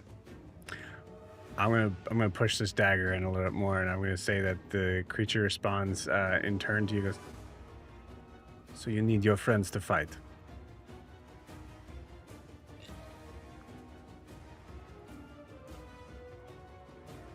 I want you to think about that one. Eva is up with a 26. I mean, oh god, I was too into the scene. I totally forgot. Now I feel like Eva would notice the hot ice lady. It's true. Yeah. That's a good point. Girl. let's. Eva would also specifically notice that it looks a lot like Gwen. Yeah. Totally, she would. 100%. She'd clock that. This is complicated, but we can talk about it later. We can do some stitching and bitching or something like that, and we'll Focus, have a... Eva. Oh yeah, sorry. And let's do. Yeah, this looks like a fun spell. I want to. Is that? Yeah, we're gonna do a 5th level spell. Sorry, Kiki. Synaptic Static in a 20-foot square to hit 2 of them. Hit the 2 in front. You got it. Intelligence 20 saving throw. Such a cool spell. I love it. God, you guys' saving throws are so freaking high. It's your fault. You've still made a lot of them. Gwen's is Yeah, normal, you know, thank super you. weird. You've made a That's lot. true. Gwen is But just a girl. you've seen the die, and I will say it's come to a head here as one of those is a nat 1. I'm going to say the nat 1 is for the sake of story. They both failed, but the nat 1 for the sake of story is the one that is getting a knife slow pushed into its body. Sick. Wonderful. 25 psychic damage. Ooh, crap! How does Eva want to do this? I think it's so simple, and I think it's that thing of the like tattoo writing, kind of like pulling off a little bit, and that like black ink, writing in the air shimmers silver, and then the creature's eyes flash silver as its brain gets short circuited, and just. Yep. Yeah. Just offline. Boom. Done. Yep. Falls into the water. Nothing spectacular outside of that. Full Now the dead one fish.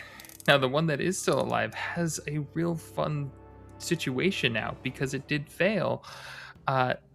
For a minute, it gets to roll a d6 and subtract the number rolled from all its attack rolls and ability checks, as well as con saving throws to maintain concentration. They can redo it at the end of each of its turns, ending the effect on a success. I will copy and You paste got it in the mid-game chat for you. Cool. Beautiful. Incredible. That was 27. Did I get that number right? Damage? 25. 25. Okay, cool. All right. Still up, looking real rough. We'll do the... I'm just going to put... minus D6. Hell yeah. Anything else on Eva's turn? Let's throw a bardic out to Io just to add some fun to that. It's gonna be scary. Yeah, man. Don't die. It wouldn't make for a good book cover. Gotcha. Hannah, take a point of inspiration for that. I love that. You can choose which character you're using that for. It's fun. Incredible. Nice. Okay. So it is these bad guys' turn. I'm going to handle the interesting one first here.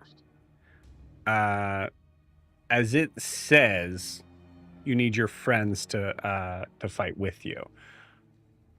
You see it starting to kind of slowly move backwards, kind of questioning whether or not you're going to move with him. All right. Challenge. I'm near death, but I don't want to go out like no bitch, so let's do this. He's following. You got it. Intrusive thoughts 1. I'm going to say this, Io. This dude's dashing. Are you moving with him? I get it. Well, thing is, I can't dash because I've already used my action, so I'd have to move at almost. He's letting you do The it. DM is Okay, DM is gotcha. saying you can. Gotcha. Okay. I guess we are. You got it. So there is a moment here where Alistair, Gwyn, Bridget, Miri, and Eva all see Io watch this figure moving slowly backwards, like at the surface of the water, just waiting patiently. And you see Io just what does Io do here? What's the scene? What's that moment? What do we see from Io? You see him, he is inspecting his wounds and whatnot, but you see him kind of just thinking to himself, like that echo of "you need your friends." This is essentially an honorable challenge, and Sway, I'm imagining almost like a kind of hospitality, honor your word is your bond kind of thing. It's like Mhm. he can't really refuse it easily. He can't really talk himself into refusing it. So So what do we see? just him kind of stealing himself, like doing the whole like chest pat thing, and then pushing himself out there. Yeah. Yeah. I mean, it's not Dragon Ball Z, but it is very Dragon Ball Z in my idea yeah. of the water and how Oh yeah, both especially. both of them disappear from sight. The one that has taken a ton of damage. Sorry, actually, we'll go from order here. This one, oh, it has the D6 on it. You see him spin around. Actually, I'm gonna make Clinton roll it now. Clinton, roll me that D20 now. 4. Okay. I'll say this with a 4. It is technically the bad guy's turn, but Alistair, you get a message.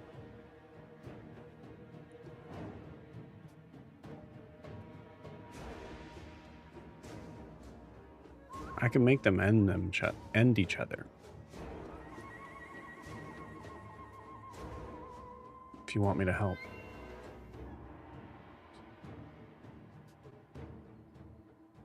You get a much more panicked voice than Alistair really intends. When you take them, do they all go to the same place? What? When you take them, do they all go to the same place?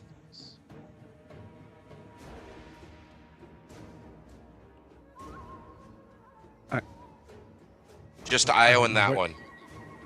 Can you take just those two?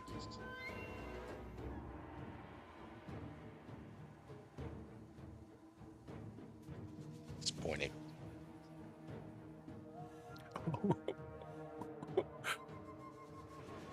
You told me not to. You told me not to. He's gonna do it whether we want him to or not. So put him in a place you control.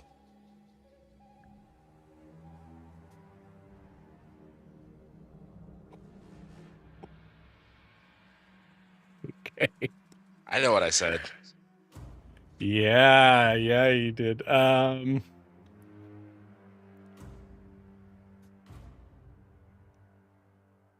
Incredible. I need to. You do get a response of, I need to get closer to do that. How close?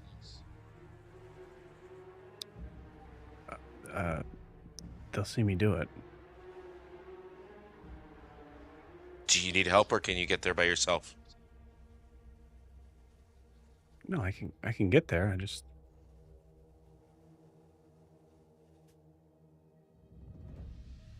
Go. Okay.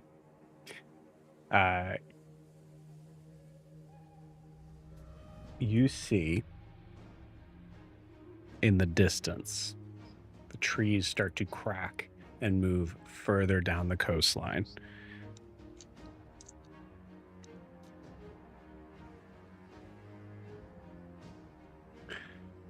As we see this figure start to emerge from between the trees. Speaking of high rolls here, Io, I need you to give me a wisdom saving throw. The DC on this is 21. I can't make that without a nat 20. So that, or actually not without a nat 20. It's just gonna be incredibly. No, yeah, I need literally a nat 20 to make that. So, Hey and man, I don't I'm have a gonna bonus action. So put you on your own little plane. You two can fight it out there. That's a 9. Okay. I'll roll to see if this guy makes it, but I doubt it. What? Did he make it? Looked like a 10, at least from here. 10 on the die.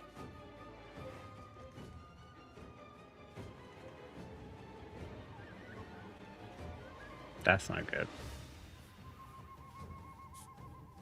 What? Sorry. Mechanically, I can ask this. What was the total of his roll? Yeah, and how far away is he? So we'll say that he's about 100 feet away at this point because he full dashed. Oh, can't do anything.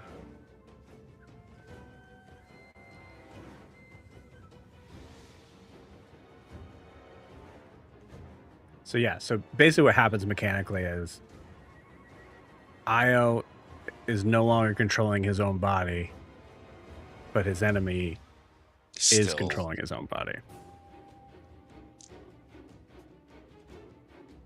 For the sake of this, I would assume Aesop would share that information. Yeah, absolutely. Whatever he's dealing with, it's strong.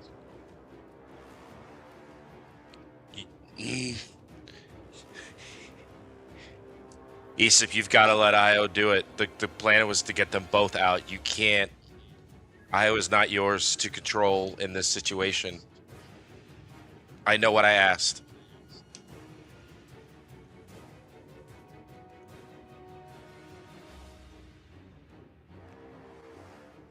Okay.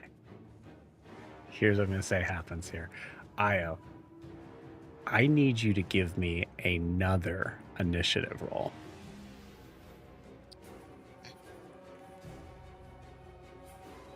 And I'll just message you what I rolled. Okay.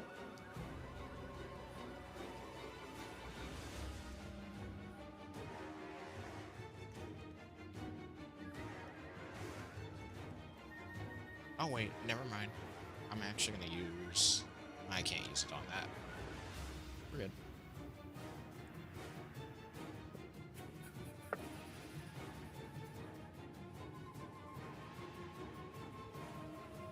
Won't the computer catch up on that? Completely forgot. Really hard to see that. That is a 9.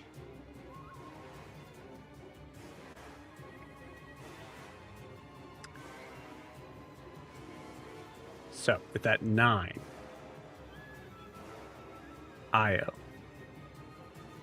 you feel yourself being tethered and grasped and taken somewhere else. Place of darkness. No sound, no light, nothing. And then in the distance, you see something like smoke coming up, not reflecting from any light source, just this gray smoke.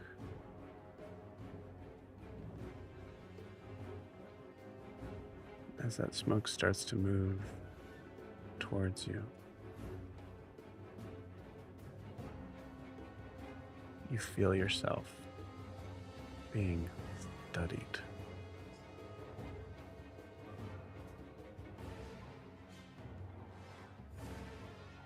And you know before creature is able to know your name, whatever this thing is, you are brought back. Do you want to say what you got on your initiative? 1-0. A 10. I got a 10. That was a 9. Mm-hmm. So, Io, you are brought back right as this guy's about to sort of strike at you from the distance of where he's at. And you know two things. One,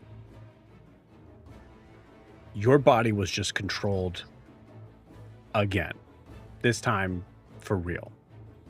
Right after a conversation that Alistair had, specifically asking that Aesep not do that. Right? Yep. Mm-hmm. 2.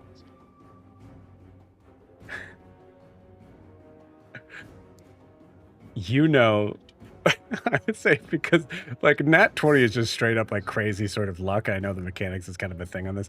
You know that this creature that you're facing is strong, but probably not as strong as you.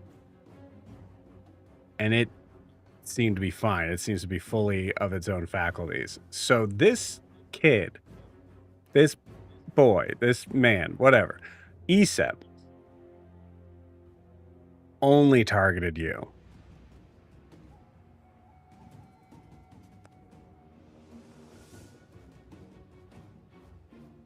And with that, we're going to end tonight's session. We'll see you all next week. Dad, don't forget you have a bardic. I really forgot Bye. when it came time to make the save, and I was